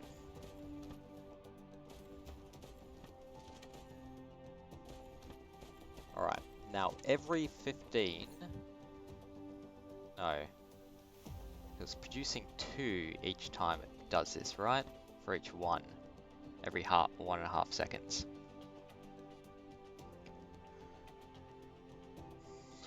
So let me think of the formula that we need here, right? if we've got 15 of these, it's producing 2, but it's taking divided by 1.5, I think. Yeah, so it'll end up being 20 a second. So I think 20 times 2 divided by 1.5, 26. So roughly every 20 of them will need a new belt to cope with the output that they can actually produce.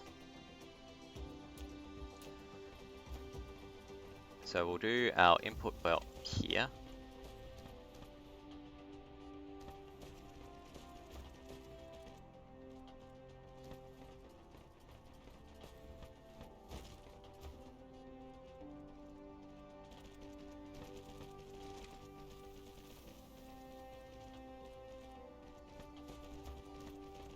I'm thinking every 15 just to make it even Stevens. Might make it a little bit easier to do this. Alright, so input for that's 5 out. This is heading my 5, 10, 15, and then we'll make a cut of our outputs, and then we'll do 5, 10,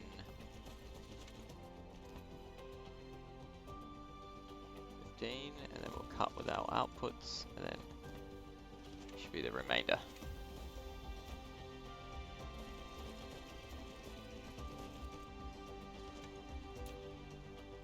Now with our output cuts, right, we kind of want it to go up to another level if it can. So if we do that, can we still get a sorter at the edge here? We can. Good. Alright, so I'll just copy, we'll get the inputs in as well, actually, now I think on it. So input in, that's straightforward. And we also want you to be on the correct recipe. I've actually just remembered that these will work at 1.5 times output. And so my entire math here is just dodgy. I only needed 30 of them. Because that extra 0.5 is no longer necessary. Let's scrap that and save resources. You, sir, are not necessary. Alright. Do that. It also means every 15 as a full belt. Will that still work? I think it needs to be every 10.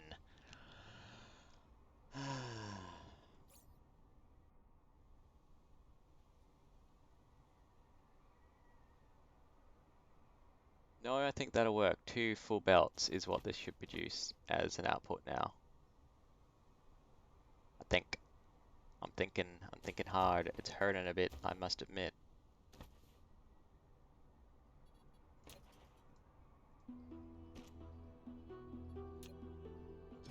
Ah! Oops, didn't mean to do that. Do that to you.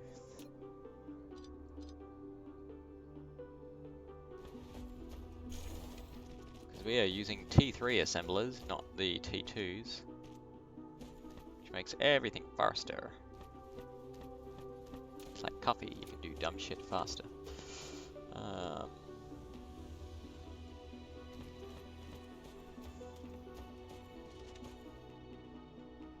We do that.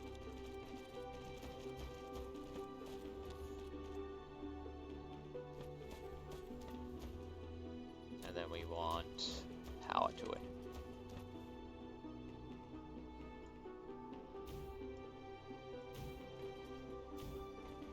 Now we're doing this a little bit closer together than necessary so that when we actually drag it down the equatorial band, so to speak, or towards the equator, then it's going to be okay. Like, it's not going to separate them out too much that it's no longer providing power everywhere we need power. Alright, let's see. Did we understand the assignment?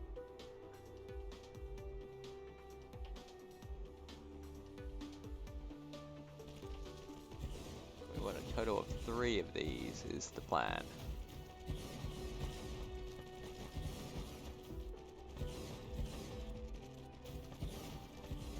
And at the end of this, it's going to need to go out somewhere. To wherever it needs crystal silicon.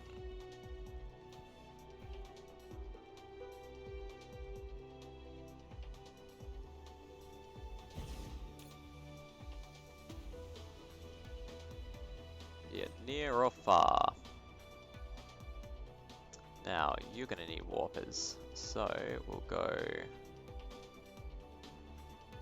be the local supply king for warpers. Remote demand please, and I'll send those in. You're also going to have crystal silicon. You're going to be the supplier of it locally in case we build something with it, as well as non-locally. Might set this to actually be 1,000 so it doesn't trigger it, or a little bit more, less actually, so it doesn't trigger for a while. It'll still trigger off a full load. Make the drones work at 100%. Give it some power. And then also we want to belt this up so the inputs work. Split it off like that. And input. This input can go straight in. This can split off like so, and then it is an input. And then this can kind of do the same sort of thing.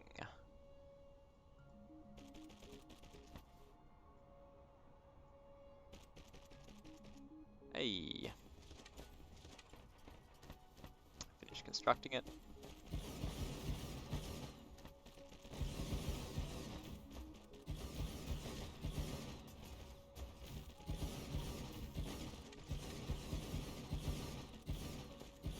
Now all we need now is to put in the inputs and hope like hell that we've done it right.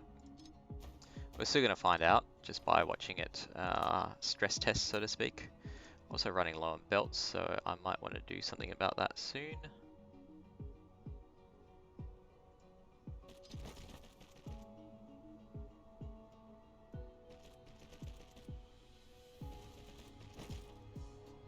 And off we go.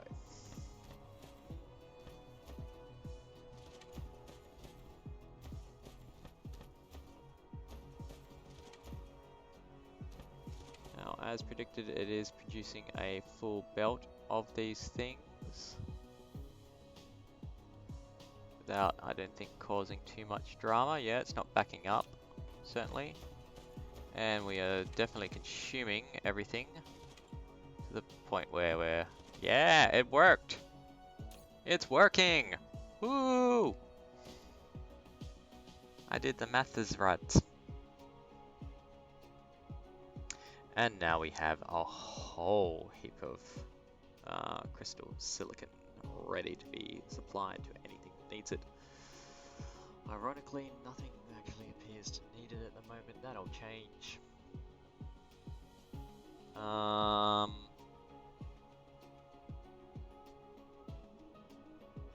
very tempted to make this smaller to enable warps within the system for this one. Yeah, I think it will. It'll use up a lot of power doing that, but that's okay. Oh, yep, it's off. First supply run. Congratulations, Sarah. Alright, so that'll work for a bit until this runs out. And once that has run out, then the plan is that we will be supplying it from another planet instead. So let's set that up now.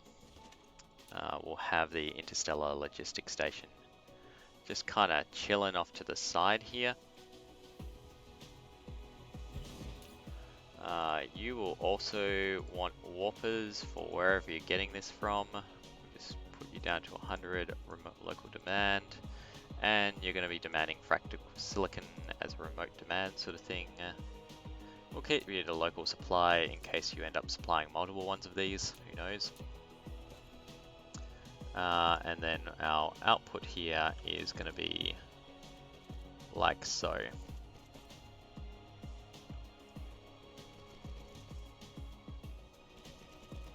Now the benefit of this setup, even if I go find fractal silicon straight away, then it's actually only going to contribute to the belts once the miner runs out. We'll just hit here, and then this has priority until it actually runs out, so we won't be consuming it until this one has been fully consumed.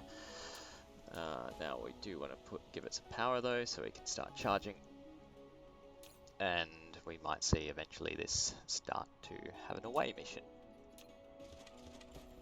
Now we are going to run back to the Gelisol and pick up some more belts. I should definitely have picked up more for our projects, but that's okay. I think I also want to go get some chemical plants for when we go to June, because as soon as I've set up the refineries, I'm going to want to do something with the output of those refineries. It also reminds me that the function of this refinery, we're also going to get hydrogen out of this, and I don't know what to do with it. I don't really want to use hydrogen for anything.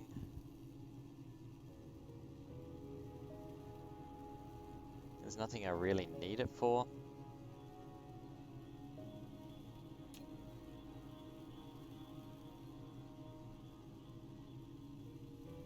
So yeah, that's a question. What to do with the? I can fractionate it, I suppose. I don't think I need large amounts of. In fact, I have an entire fractionation planet at the moment. So, is it really necessary? No, not really. We might end up having to run back to home base to get some burners for it. Just burn it off.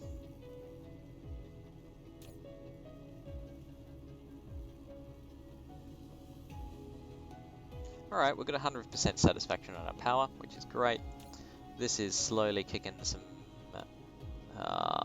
batteries back in here, which is good. In fact, while I'm at that Gelisol, I might just grab a chunk of these. So it has some batteries to supply.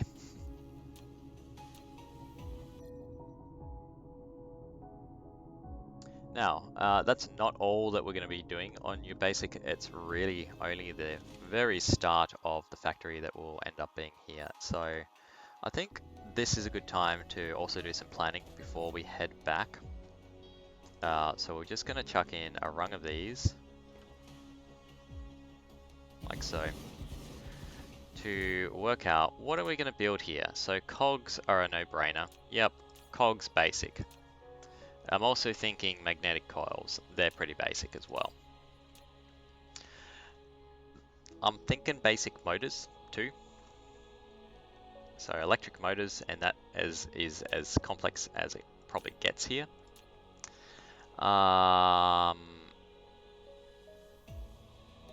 What else is the question though? Maybe the plasma exciters?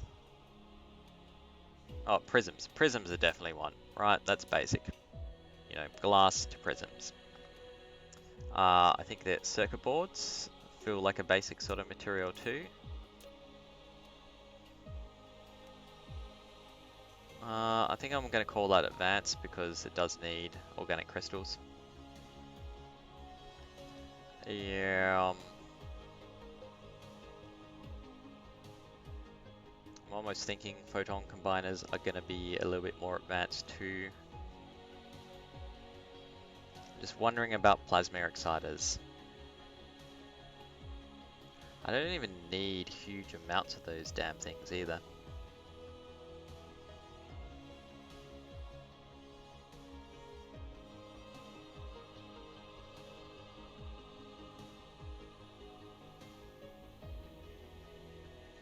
need lots of this. This is going to take up a lot. Obviously, crystal silicon is going to be, even though it says it's advanced, I'm treating that as basic.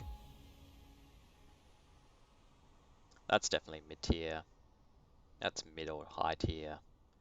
That's mid or high tier. That's mid. Yeah, photon combiners, I think I'm going to go call that mid-tier. The robot's doing a dance.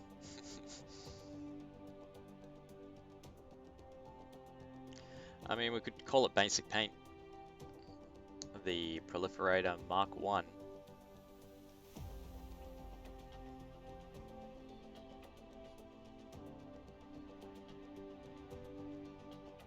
But then that means flying it around, and I'm not sure should we do that. That seems like overkill. We do want to end up with a paint factory somewhere. I think that's going to be too.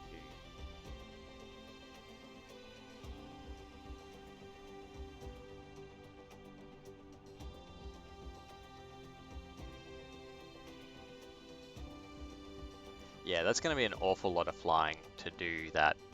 I think paint factories need to be done by drone transport at the worst.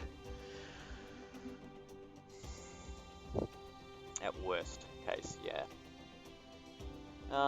Thrusters feel like a mid-tier sort of thing. Same with reinforced thrusters, so we'll leave those as is.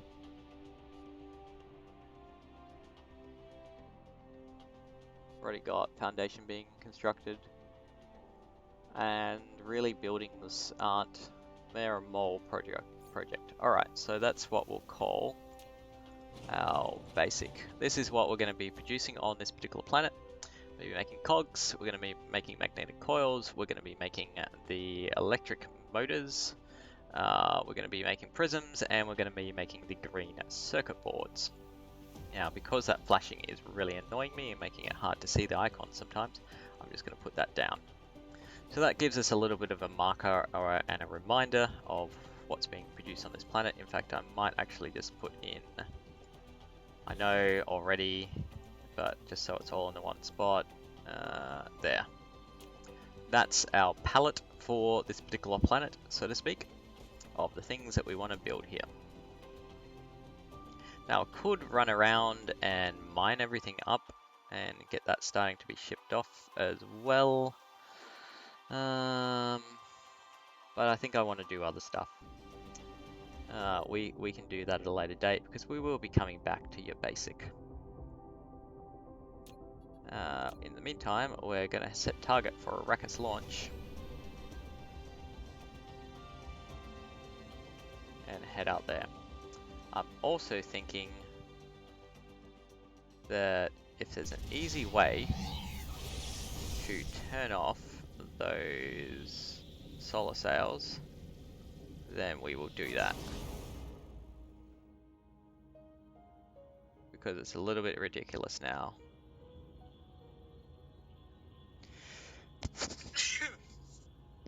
Managed to get the mic away before the sneeze.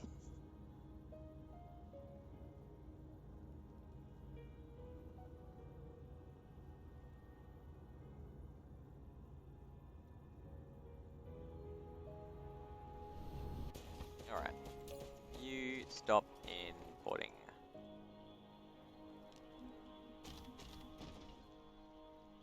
In fact, I've been using up more than I can actually produce as well from the looks of things, so it's probably a good thing that I turn that on. Off.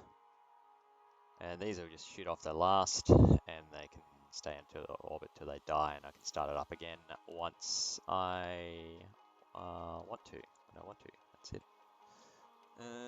Now, have you got any? Yeah, you haven't got anything. You got nothing, baby. You got nothing without me. Alright. So, we've got that all set up. Now, we're just here for resources before we head off again. So let's grab 3,000 belts. You know what? I'm going to grab it all. I want it all. Yeah. And we'll grab another chunk of sorters. What else do we need? We might need a few more logistics vehicles. Which one has that? Another 84. Bit more. There we go. And I suspect I'm going to be starting to drain some drones soon too. We've probably got enough interstellar logistics at the moment. The other thing I said that I wanted was going to be chemical plants here. So let's grab a couple hundred of them.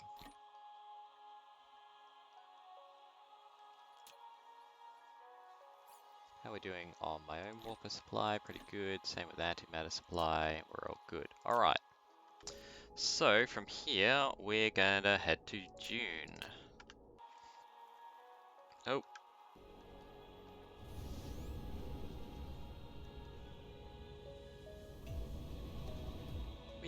Oh, it's starting to be built out as well.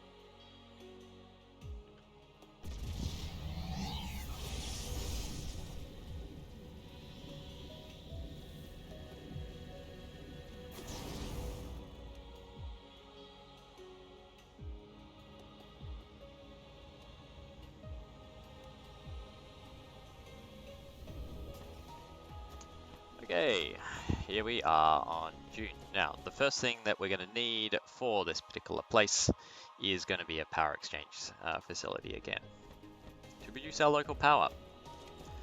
So we'll go to our blueprint, we'll get our power discharge system here. Yeah, I'm upside down, I think. That's all good. Upside down, upside down. Where am I? There. I'm the little robot sitting about there. And we want a space where we can put this down without it screaming that it's too close together. We'll chuck it here, maybe. Collide. Yep. Too close. Where did I put that? In relation to me, I'm going the wrong way. There we go.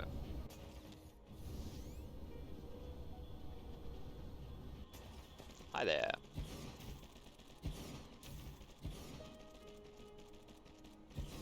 Some of them.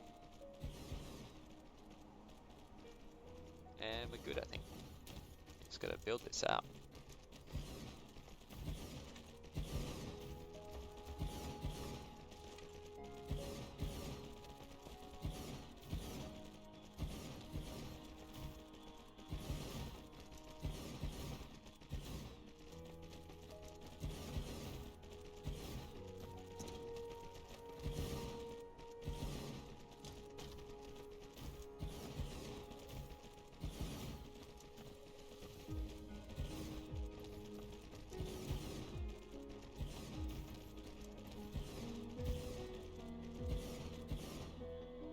Okay, so now that we have that, let's find a place for our refinery.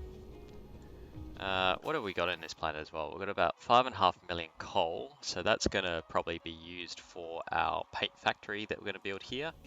And yeah, that's what we could do actually, is pallet this out. So, production-wise, we're going to want a few of these just to give us an idea of what we're making. A few refineries to give us an idea of what we're making here. And a few of these to give us an idea of what we're making here. Right, so you guys are just going to be doing straight up plasma refining and nothing else. I don't want fractionation here. I really don't need the hydrogen, and I think I can get the graphite from a better place. We're also going to be making plastic here. We are going to be making graphene here at some point. We're going to be making maybe... I don't know if I want to make advanced graphene because of the frickin' side effect of hydrogen, and I don't want hydrogen. We will be making carbon nanotubing though. And we might also have the... You know what? The advanced stuff can go off to that other planet that's already doing it. We can just use the good old tried and true method of carbon nanotube here.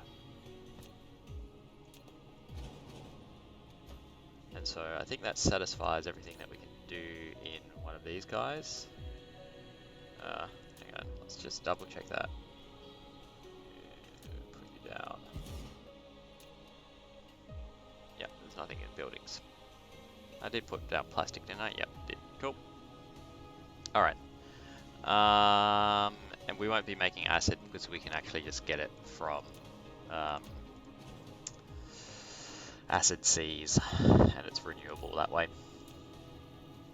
Okay, so in terms of other things... Oh, organic crystals. How did I forget organic crystals? That should be one of these as well, I'm pretty sure. Yep, organic crystals will be made here as well. So we're going to need to import water, but we'll have all the other things that we need here. Now we will make a paint factory here as well. And then I didn't yeah, so we can assemble it, but of course there's no tree harvesting buildings. So, what else could be made here? Let's have a look. Could or should? I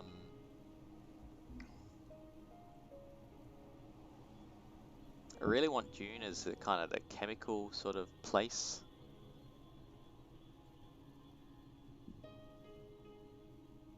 So I'm not sure that I really do want to do anything else here. The only other thing I can think of is deuteron fuel rods, maybe. Using this for... Yeah, let's do that.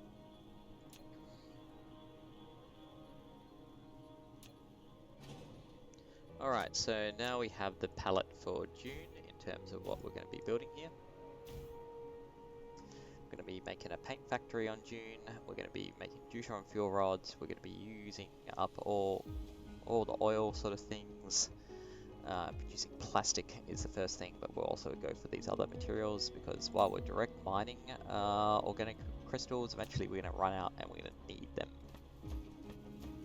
So the first thing that we do need to set up here though is oil production. Right, we need to turn crude oil into refined oil. And to do that, we are going to need... Sorry, I just can't help myself but put this down because I know I'm going to need you at some point. We're going to need a good amount of space as well as an oil importing. Now, look at all this space. It's great. This area here looks like it's perfect for our needs. So we're going to go logistics station here. And then we'll plan out our production rungs. So it is the normal oil that we're looking to produce here. We're not doing a fractionation setup or anything. Which makes me think something along the lines of this. We will have it as the plasma refining recipe. So we're going to need 3 belts effectively. And let's just have a look at that recipe as well. So every 4 seconds it's going to need 2 oil. So that's 1 every 2 seconds, or we can run 60 a line on the inputs. And then it's going to output 2 oil and 1 hydrogen. Yep, so we can do rows of 60 of these things. So let's run that out now. So this will be 15. Another 15.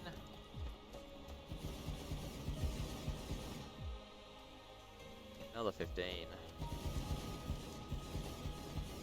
And then the final 15.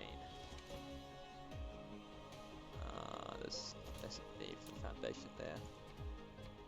It's got a little bit of hole there. Damn sandworm was digging a hole. Cool.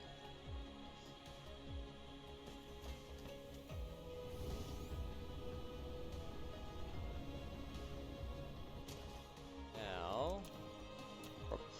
going to want an input. Here the input, we'll just mark it out so it's pretty easy to see.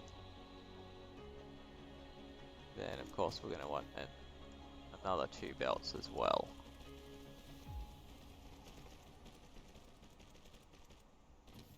Which will be our outputs. So everything is going to run to the left.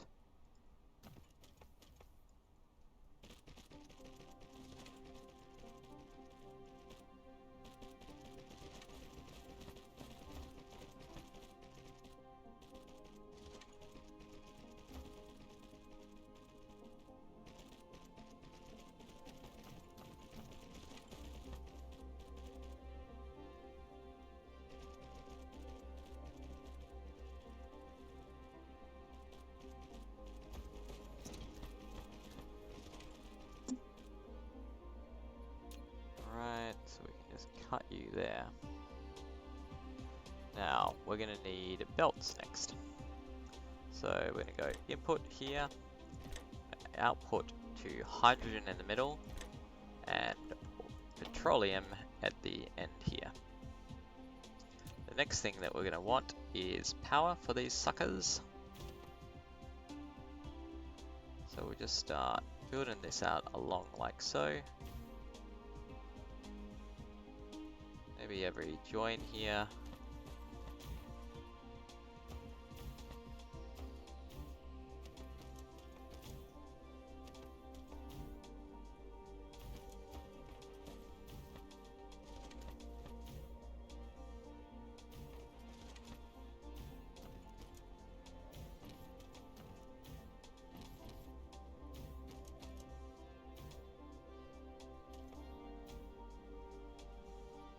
Not good enough. Alright, we'll do it every subjoin, so to speak, as well. That should do us. Running low on Tesla towers as well. Should have picked up a few of those. Oh, good. We'll survive.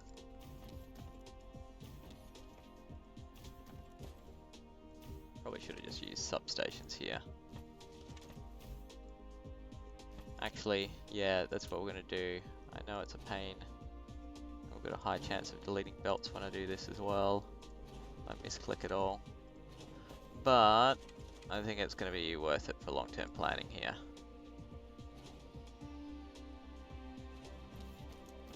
Everyone be watching this like, damn it, Pooks. Why? Why would you do that?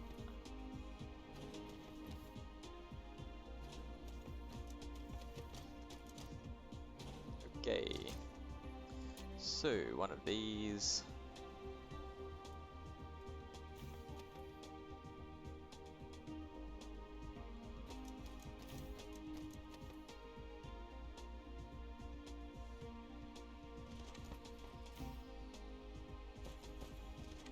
Every so often.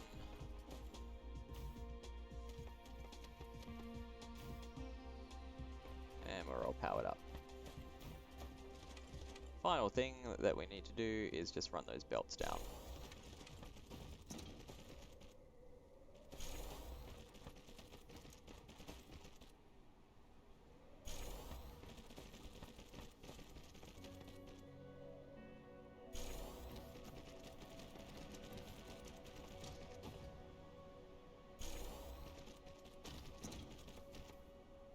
Cool. Okay, so you're going to be importing oil, sir.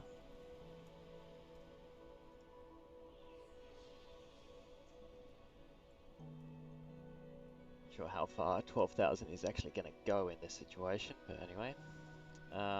You can also be the local warper lord. Lord of the warpers. Local supply, remote demand. Something else, start sending them your way. Give you some of these. Give you some of these. Pardon me. We'll grab a belt and say that that's your output here, and away you go. We will drop a substation here, And then a substation here to connect it all up to our power supply.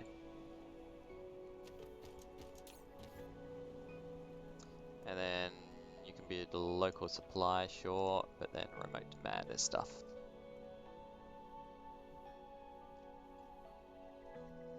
Now, while I've been constructing this, I've been thinking in the back of my head exactly what am I going to do with the oil. I mean the hydrogen, sorry. And I think substantially we have two options. The first option is that we can export it and use it for something. In terms of, we know in the system we're going to have Casimir crystals being produced, and that sucks up a lot of hydrogen. So that itself can kind of be, necessary.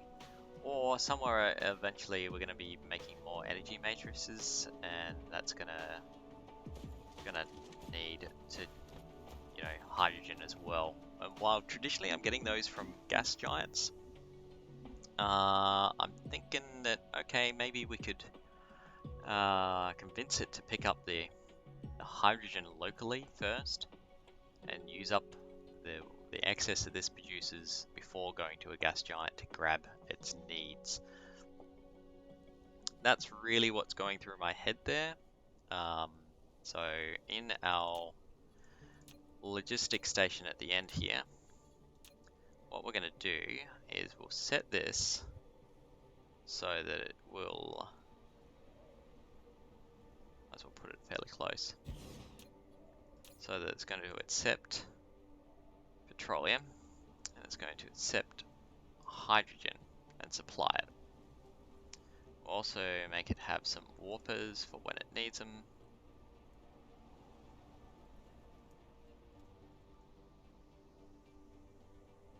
Give you some of these. Actually give it drones as well, because this will be supplying it somewhere. Oh, things are coming online. Then run these guys in.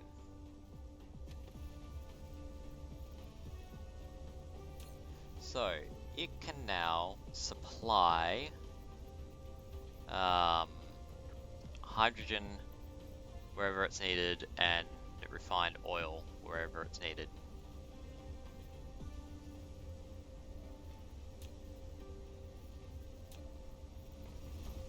Now we also should have a full belt output here. It should slowly catch up if ever. If I've done my math right.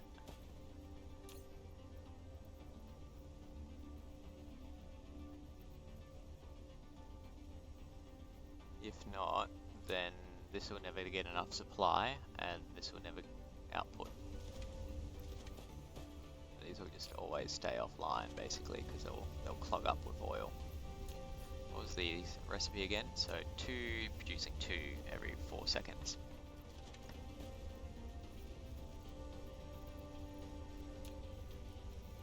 Yeah, we're starting to see gaps there. That's exactly how it should be. So it's probably just where it started to run and then it didn't have the outputs. And we're getting petrol. Yay! What was I running out of before as well? I had a thought, yeah, these guys. That was alright. So I can set up multiple ones of these as well now. And it might be worth just templating it out so that it is set up and ready to go, but I'm not sure if we, I don't know, do we need,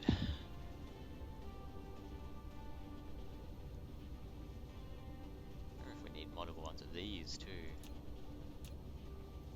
Supplies are kind of an issue that you can always adjust though. So what I might do is I'll sneak a blueprint of this.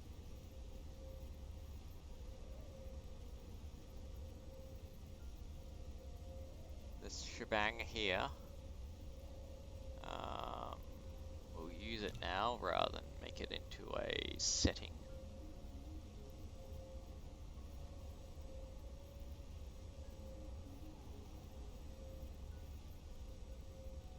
Ooh, hang on, that's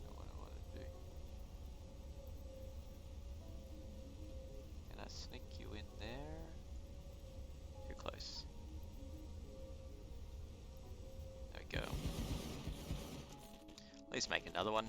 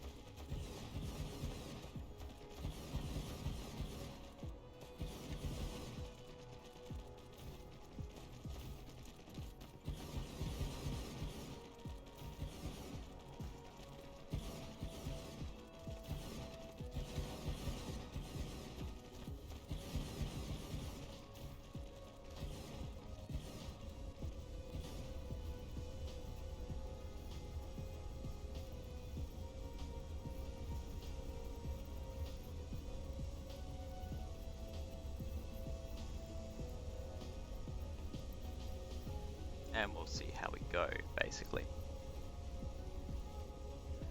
In particular, I'm kind of interested to know how our supplier holds up when we've got 2 rungs constantly demanding oil.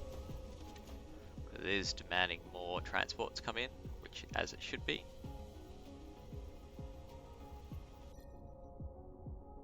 I don't know how long that's going to take to get back and forth between, I think it's Murfak that has that oil, so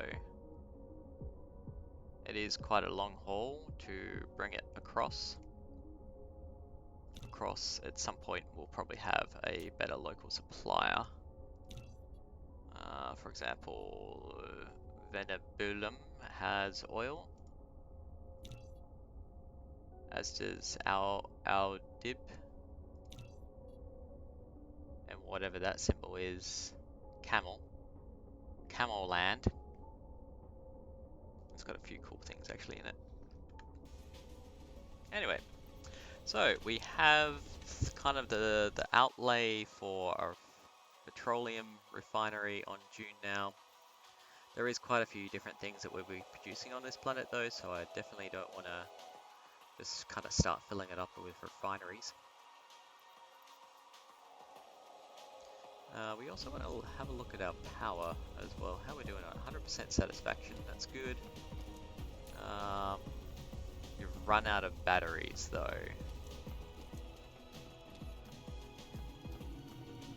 Is it just because you've filled up the thing?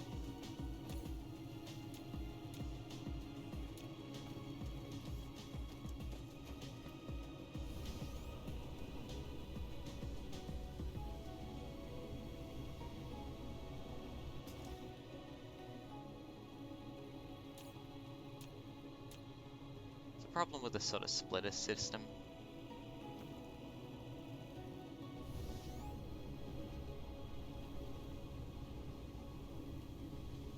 You really kind of want it to go into everything evenly, but it doesn't.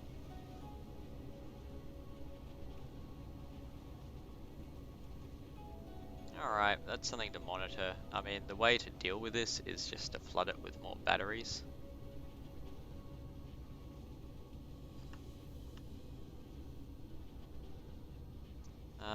But let's look at plastic as our next thing. So plastic, we're going to need energetic graphite, and we're going to need refined oil. I might stay away from the refinery here, just so that we're giving it some space.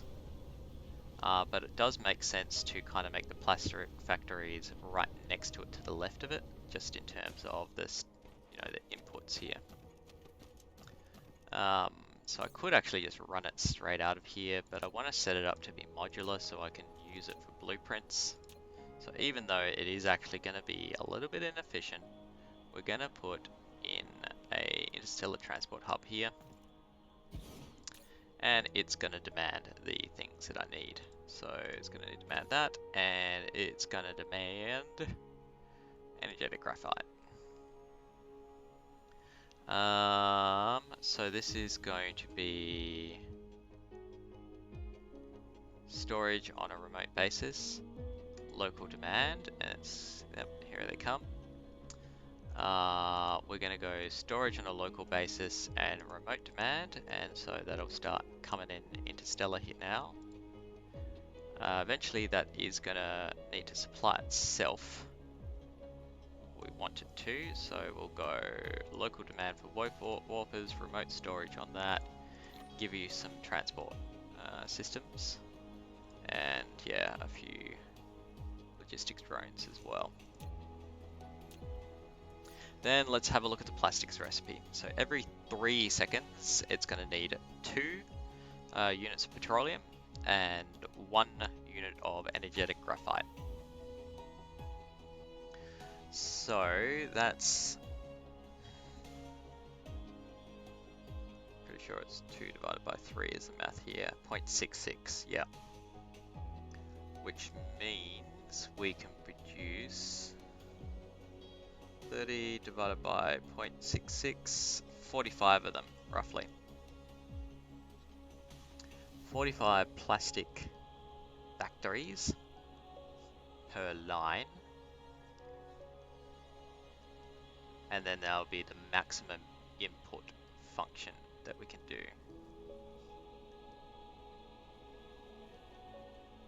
Yeah. Alright. Lines of 45, people. Let's line it up. Now, how can we do this? I can't see any other option but the horizontal basis. Yeah. Alright, that's fine. There's going to be 3 materials total. Yep, so we can run it off a single threesome. And we want to give it some space to put up our inputs because we want multiple ones of these. Alright, so rungs of 15, like so. And we got some kind of big holes we need to fill in here. So go fill in those holes. Oh no, that's not a hole. You're not a hole. You're not the Lord. It's just a very naughty boy. Run this here. Jesus.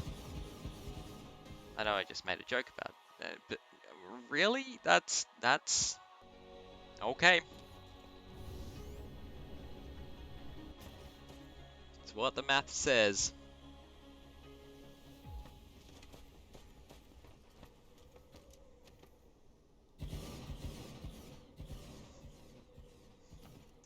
Myth thinks we're gonna need a few belts for this one.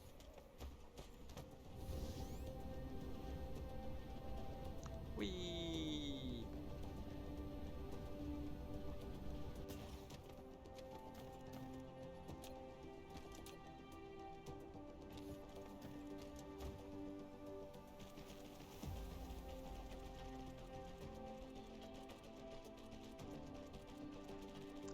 Now what I'm gonna do here, so I could do a lot of clicking, or we could save ourselves a few clicks and grab a blueprint.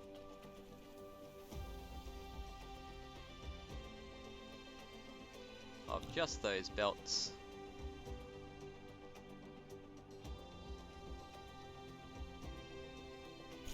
Help me to help you. Help me to help you.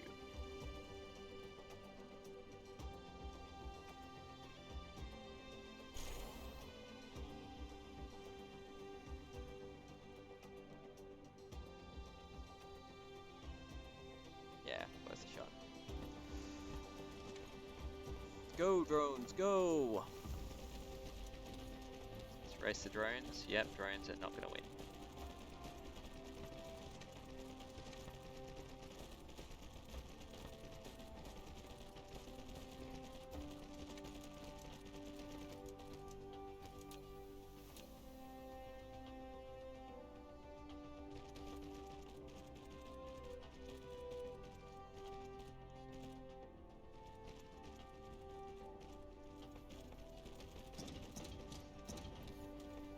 Okay, so we'll clip off our input, which is going to be the closer one, and let's belt these up. So we want, oh no, there's 2 inputs, that's right. It's going to be the closer 2 then.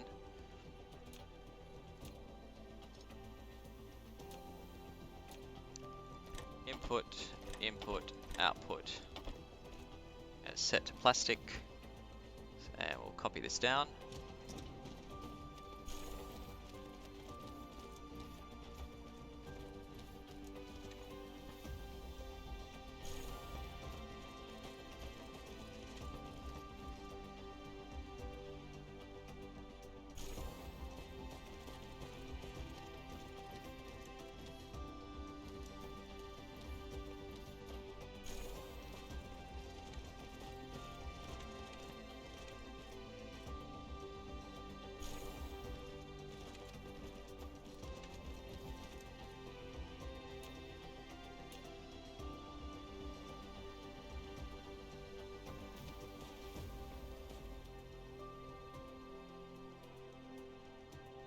Decent amount of overlap here.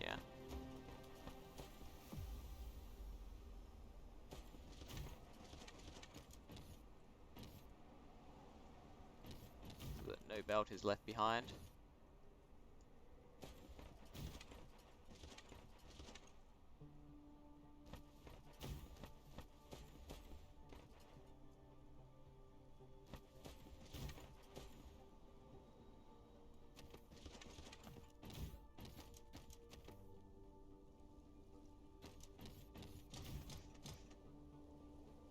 Huh, that's kind of neat. Then finally we are going to want a logistics station at the end of this to take all that plastic and cart it away.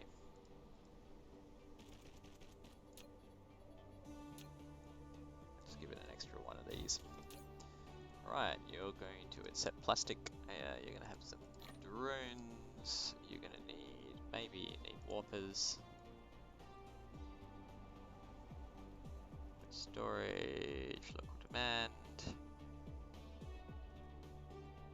And you can send plastic around the place. Now, plastic will actually be needed by something as well, so it'll be a local supply situation too.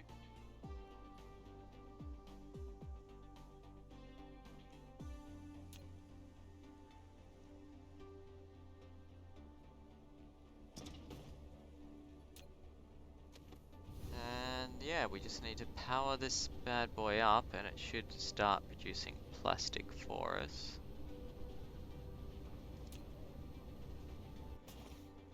Let's put in a Tesla tower here, then hook it up that way. Oh, we're right. It's not just powering it up, it's also putting in the inputs. Alright, so we will make input 1 petroleum. Input 2 be that. And that bubbling noise is plastic starting.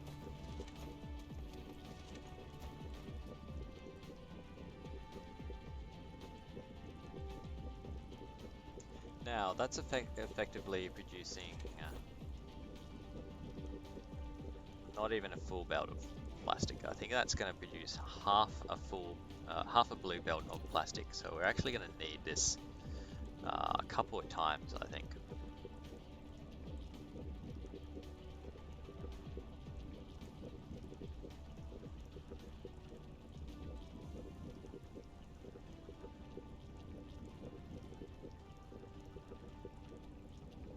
Because we ain't going to do half measures here. Yeah, I've just realized that's not how I want to run my power setup. Alright, hang on. It's usually easier if it's just Tesla towers, because you can ignore that to an extent.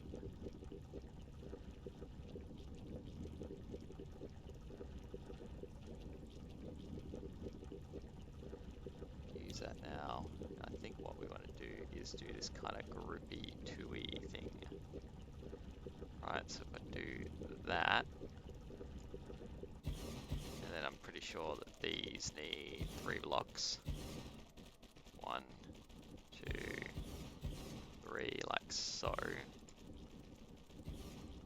Need foundation support. Oh, I must have missed a bit. Hang on. Plastic rung. That way, I don't need to do that again. We can, after we've sorted this. Ah, yep, there's a big hole here. There we go. Yeah. But that does give us the opportunity to just put these in. So yeah, that's what we want to do.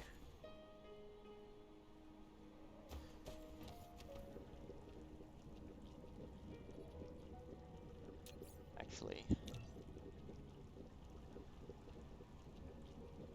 I just get rid of that.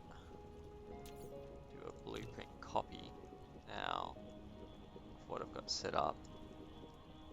So I've only got a full rung of plastic, remember? This is small fry.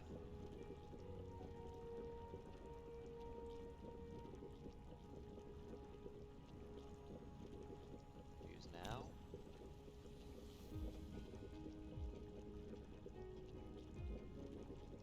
So that'll give us a second. Oh yeah.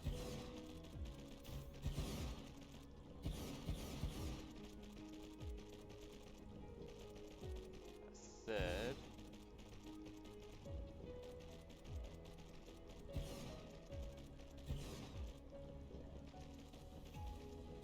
You know what? Let's do a fourth.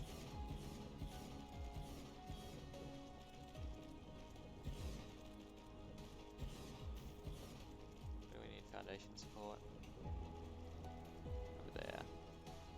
Alright, we'll call this plastic rung instead.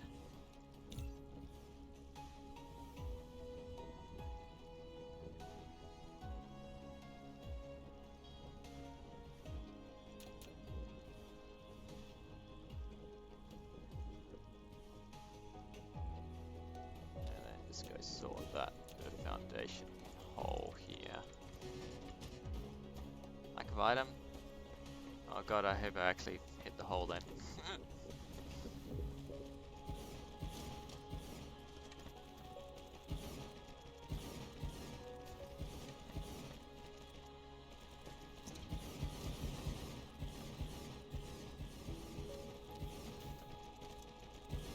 What are we missing? Mostly belts and sorters.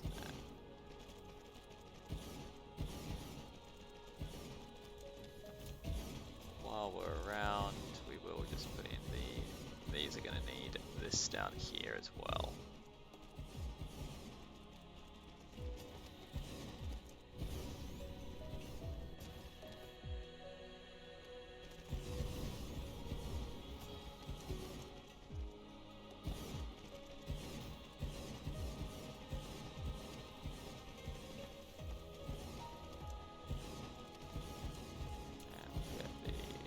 Plastic rung up.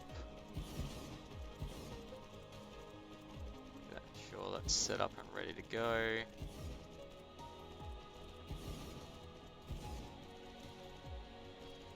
Go.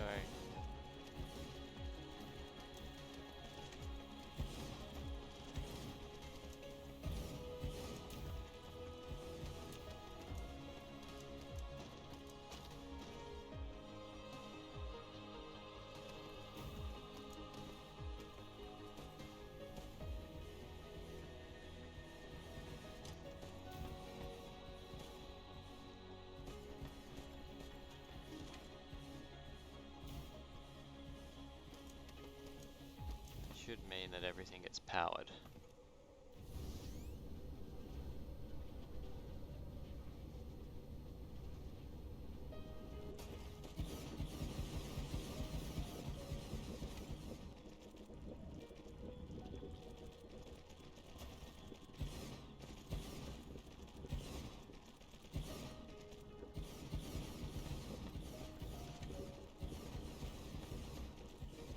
Whoa, psychedelic hypnosis.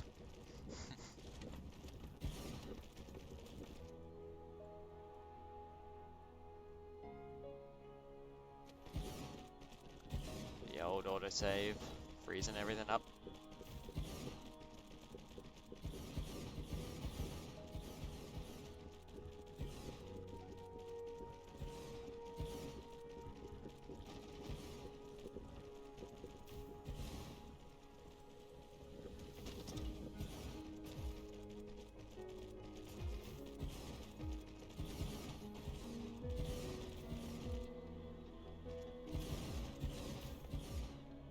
Okay, so we've done everything we can until we go grab some more belts and sorters. Seems to be the two things that we really need.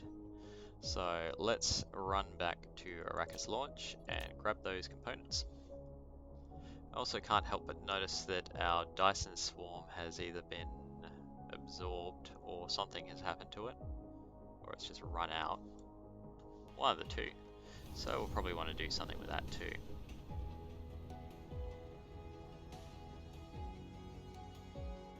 This is pointing in the direction of always.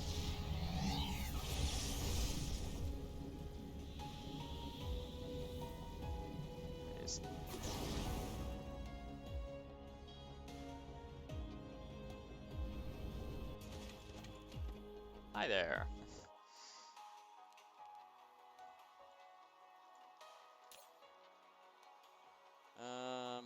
I'll take them all actually, because I'm going to need them all.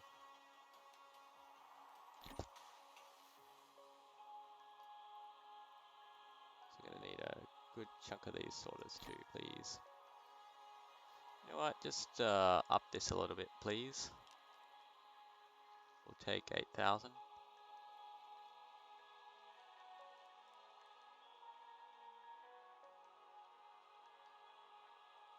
Not sure the home mall actually produces that many or not. Might still be trying to recover from the last demand, I don't know. What else are we running low on? If we're going to do any more chemical work, we're starting to run down the chemical plants to some extent. I don't think I am though. That's pretty much all the plastic I want to be producing for the time being, and I don't want to produce those other components for a bit. We will move on to proliferation activities, I believe. We'll need carbon nanotubing though. What's that need again? It's going to need graphene, which we can import, to be fair. So yeah, at some point I'm going to need to be doing local graphene production as well as... Alright. Something to bear in mind.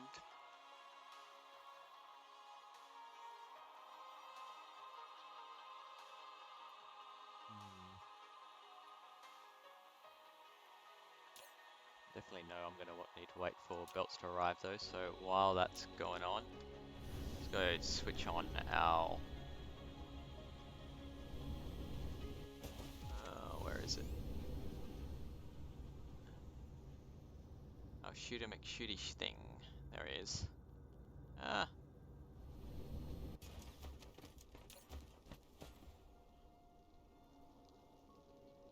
just tell it to remote demand.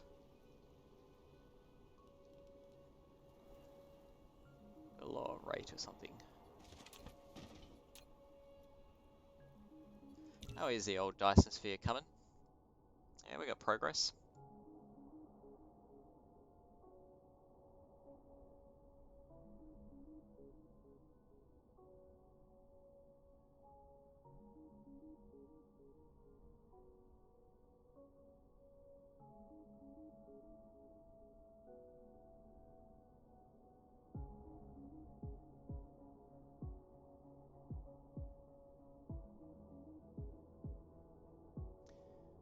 Certainly it's keeping up with power demands. Speaking of power demands, are you... You got 1,000 batteries stored up and ready to go. You're demanding some now. Alright, so our power system is working. That is good.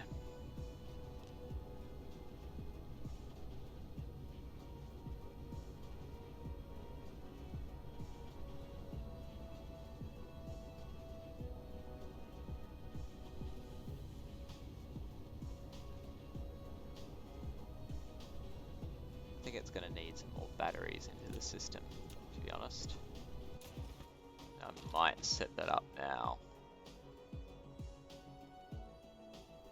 If I put you down, give you some power, tell you that you're going to need batteries, give you some vessels for it, start max charging please.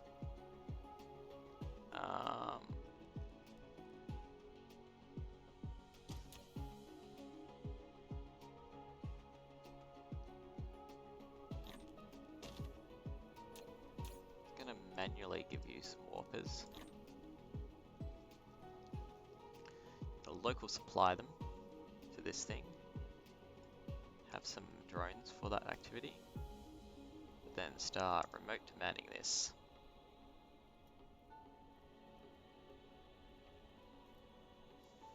Exactly what I want to see.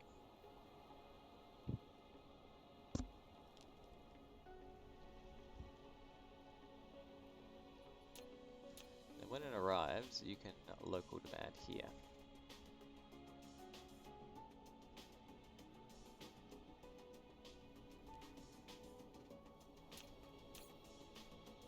So this can only run until its warpers run out, basically. But it should top up the system to a large extent. Now we should also have our, yep, thank you. We'll grab another 2,000 or so. Order some more. The other thing, yeah, I was flopping on whether or not I'm gonna need more of these, wasn't I? So I don't know. Let's grab another couple hundred. I do feel like we're gonna run out of these two when I next go, so we'll grab another 200 or so.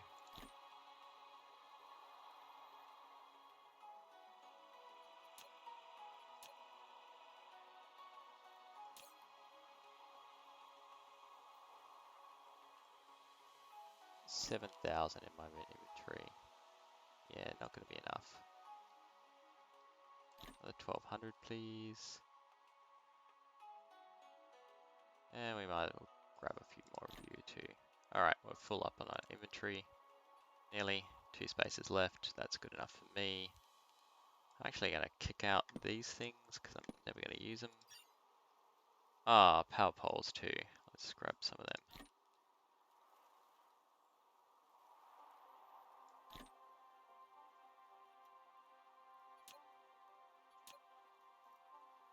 Alright, how you doing? You nearly there? You're requesting a lot of batteries, I know. More batteries than are currently in existence. All good though.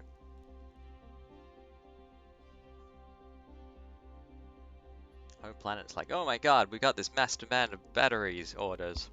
We're barely recovering from the last one, sir. Hey, they're starting to arrive. Start supplying them.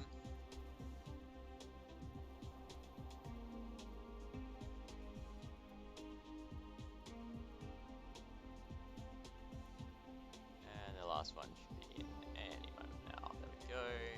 We'll just go back to remote storage here. In the meantime, this has been filled up and it can start supplying those charged batteries around the place. So that worked out quite well. Good, good. Alright, and so that can be a little thing I can turn off or on. Whoa, we have just got a supply of rockets, people. The delivery came in.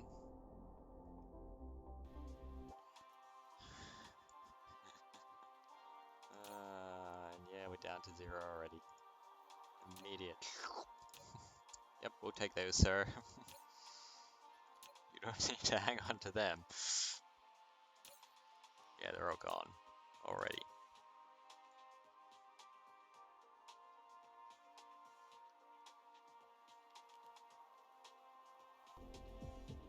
that's all good. It's doing what it needs to.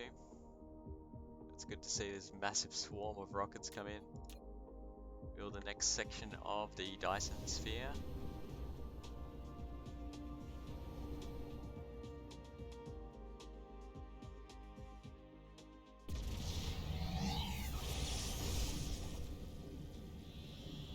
Now, we have been streaming for a little bit of time as well, so I'm thinking at some point where I'm gonna go cut this stream short. Or not short, but you know, go eat. Eating is good. Oh, you have no power. Yeah.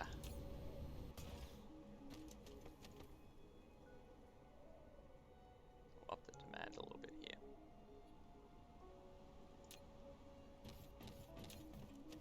Everything is gone and shut down. What is the local demand that it does need? So 292 megawatts.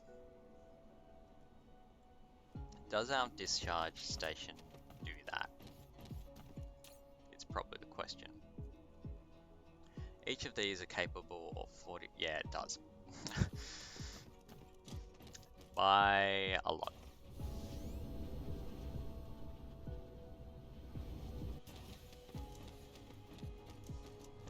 Go drones. Now, what I want to do before we do anything too much further here is actually just start hooking this up like so.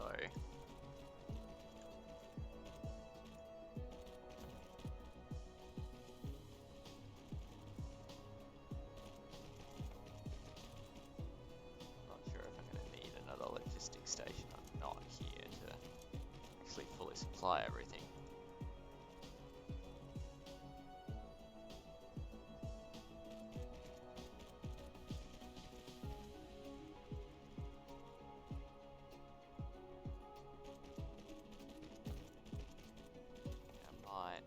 Or I need to use splitters.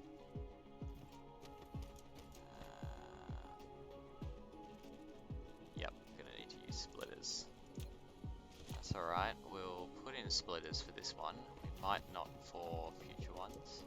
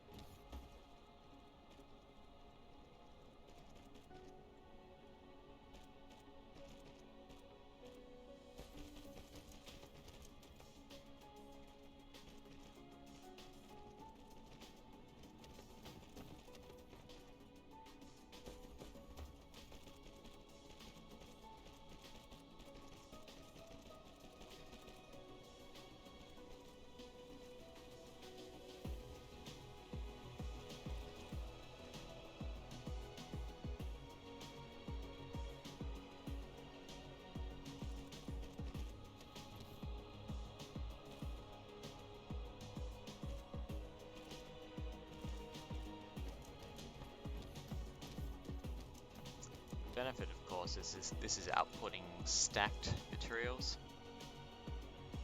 so it's maybe not as much of the problem as you might otherwise think.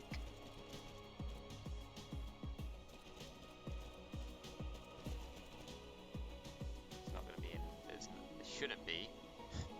Shouldn't be kind of output problem or anything. Stuff that up somehow. I think it did. The lower one should have gone to the left here, and the upper one, yeah. Alright, we'll just run out the back. Still it works. Let's do it that way. Alright. Now we need our clouds of drones to go belt and sort everything for us.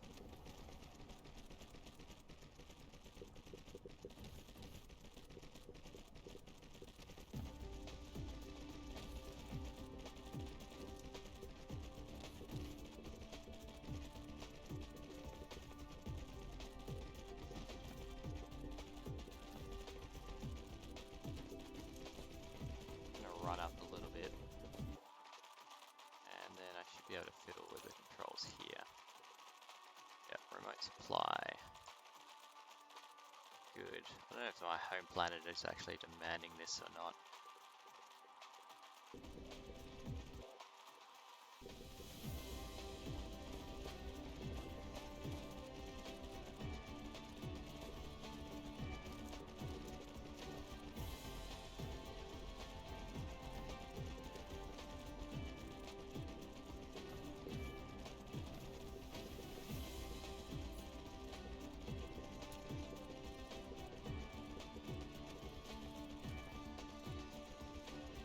I think I can go back and switch our research back on.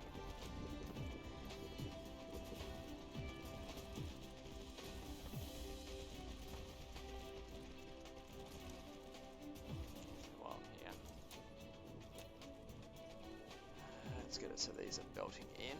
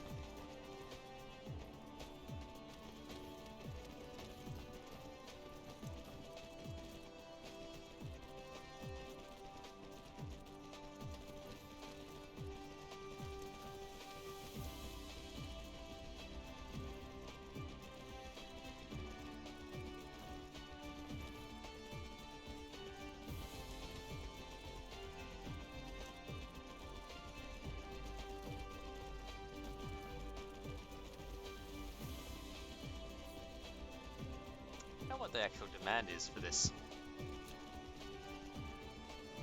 It's producing 30 a second on each of these, so that's 30 a second. Demand would be 60 a second for each of those chunks. Yeah, I don't think our refineries, if this is going full tilt, I don't think our refineries will actually keep up.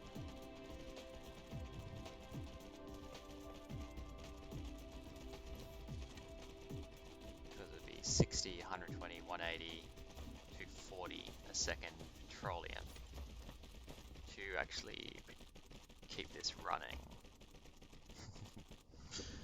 It's a lot of petroleum. Or refined oil, effectively is petroleum. Whereas these at the moment, the line of 60, we're producing, yeah, 60 a second total at the moment, petrol.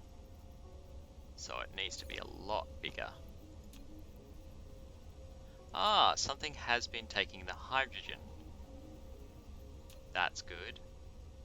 And I bet if I give you some launches too, you might actually start emptying your hydrogen too. That's very good. That's exactly what we want to see, is that hydrogen be sent elsewhere. Because otherwise the whole thing gums up. Yep, so really we want to be making more of these guys happen. Need much bigger refineries. And yeah, single logistics station looks like it's kind of struggling to supply everything. Running out of power, in fact, so we'll just let it drain power a lot faster.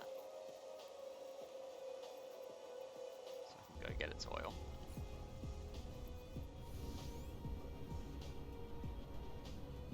How you doing? Plenty of batteries now. I think that big supply dump helped a fair bit.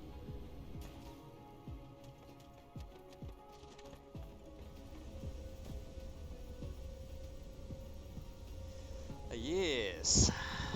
Alright. So let's call this a refinery setup. The whole completed unit.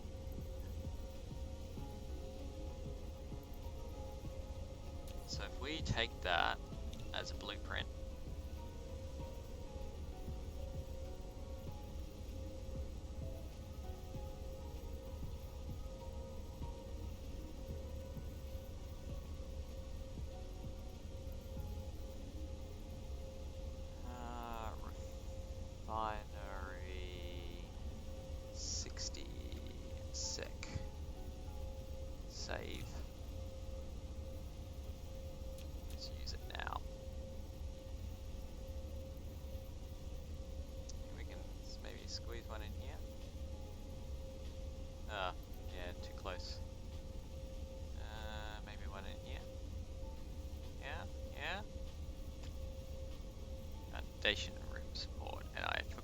foundation. Alright.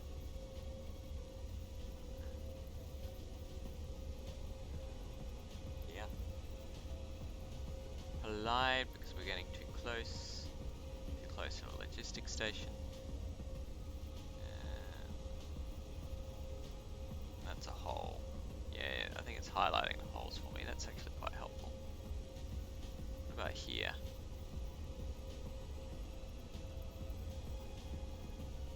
Here? Too close. Here?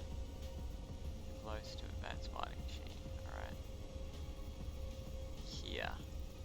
Hey! Second refinery. Go forth and build! Build the logistics stations for me, please, so I can set those up. Oh, autosave.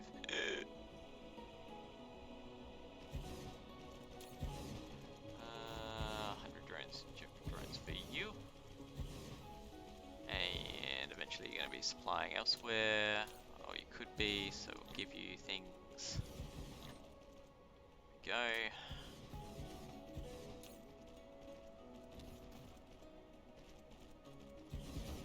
Oh, alright, now we just gotta walk down and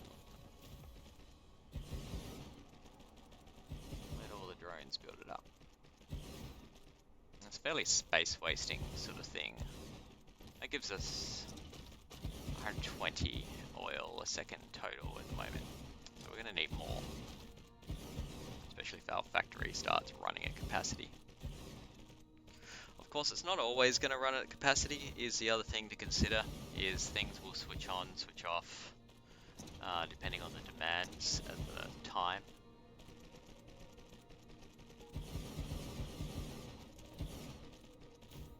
So you can usually smooth that out just by building up local storage of materials, which I don't really have. I mean, it's got 12,000 in the logistics, but that's really not all that much. Although I suppose we've got, what, 48,000 total stored up between all the logistic stations. So yeah, that's maybe a bit more reasonable now I think on it. Give you some of these. Oh, no, we don't want to. Local demand, remote storage. Just ask for 100. There we go.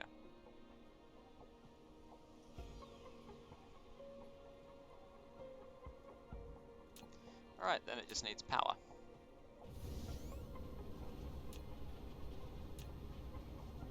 It'll work. Zoop. There you go. Have some power. And demand some power.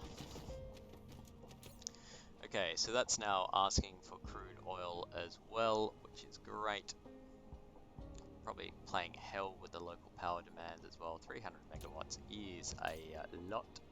We are still managing to achieve 100% satisfaction, however, so I don't know what this is actually capable of producing. It's certainly draining the batteries pretty quickly now. But the other thing is that it's only going to spike at 300 until things start running pretty hard.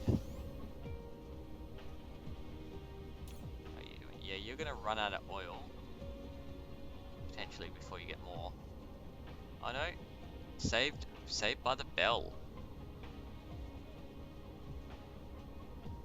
Certainly it's about to lift off and send a supply. Ask for more soon.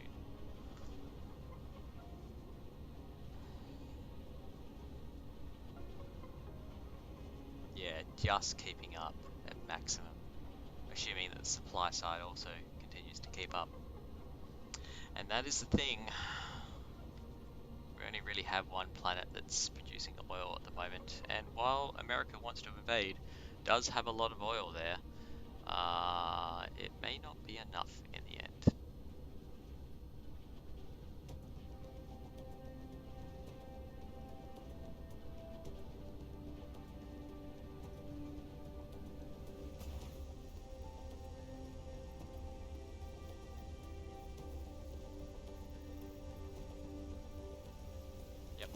Just in time is really running just-in-time manufacturing here. That's cool. And I think things are coming here to get their hydrogen needs before anywhere else as well, which is good. I'm glad they're going there before a gas giant. I'm guessing the devs have made that deliberate. Thank you, devs. It is definitely helpful. And yeah, we got plenty of plastic.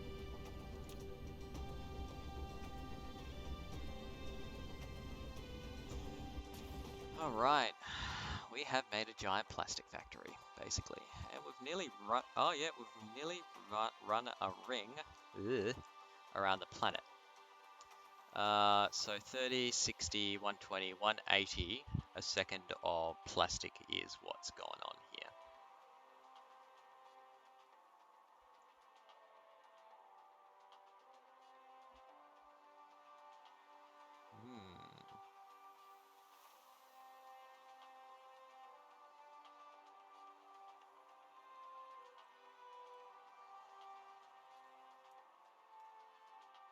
Dyson sphere is starting to come together as well. That's good to see. So head up to a pole and have a look at it.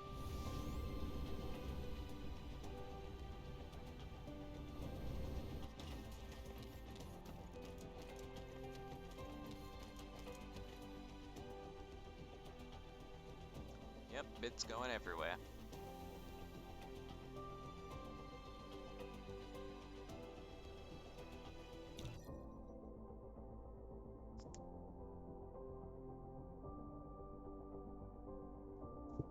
Cool. Alright, that's starting to take shape. Got a long way to go. And it is going to produce an awful lot of power as well. It's doing 9.81 gigawatts at the moment, so that's kind of awesome.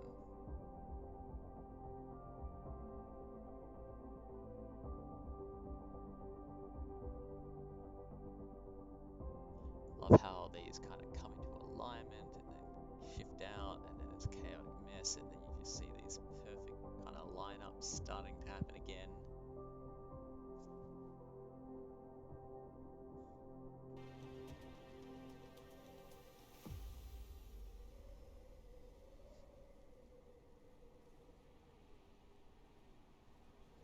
Yeah, I'm needless to say, I'm chuffed to bits.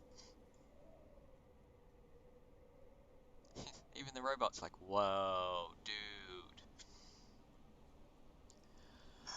Alright. So, how long have we been streaming for?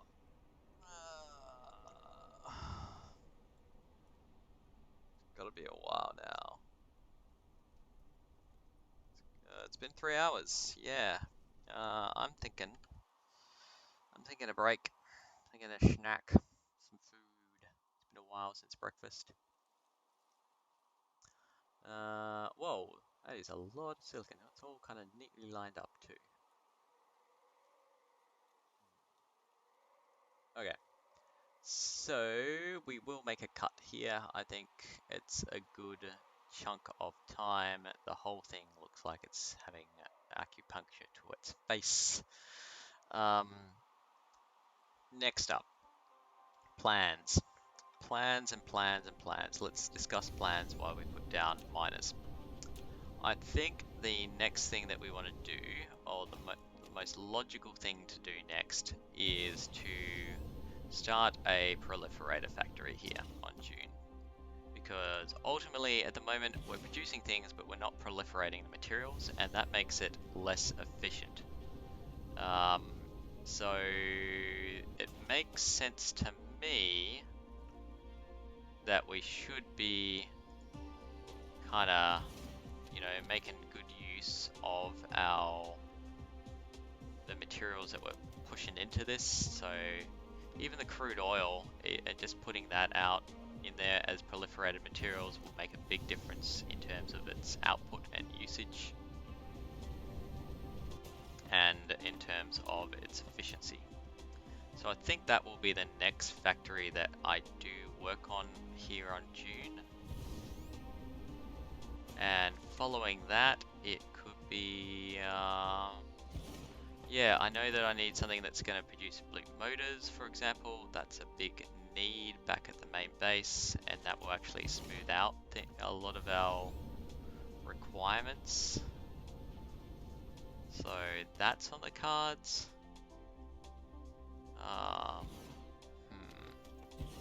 And I do need to make that particle stuff be producing more too. What is cogs? I'm just thinking as well, when I was thinking about your basic, do I really need a big cogs factory? I mean, ultimately all it'll do is supply my mold, but my mold's probably supplied enough with cogs. So do I need a cogs factory? Is this really necessary? I mean, magnetic coils are super useful for multiple things. Like, actually, yeah, we need a cogs factory to power electric motors. So when we make one of those, we want plenty of cogs to be able to just come in, no matter where we make an electric motor factory. Okay, that makes a bit of sense to actually do a cogs factory. Because I was thinking, you know, is it strictly required? You know, is it just going to be making buildings? But now that I think on it, that does make me think, does plasma exciters actually get used in anywhere else? Apart from buildings? These are the questions I have, and they have no easy answer, as far as I can tell. Pardon me. Anyway, have we done all the coal veins? Those are the main ones that I actually wanted to chuck miners on. Yeah, we have. Alright. So, yeah, the next step of this will be making a paint factory. And we're going to make a full paint factory too. None of this little paint factory base or mid-tier proliferation going on anymore. We're going to go for the gold standard of Mark III proliferators, which gives us 25% extra products as opposed to 20.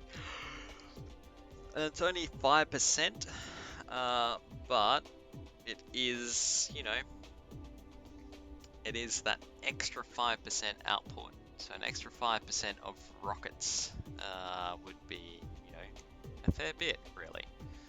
Or an extra 5% of Dyson Sphere components is a fair bit.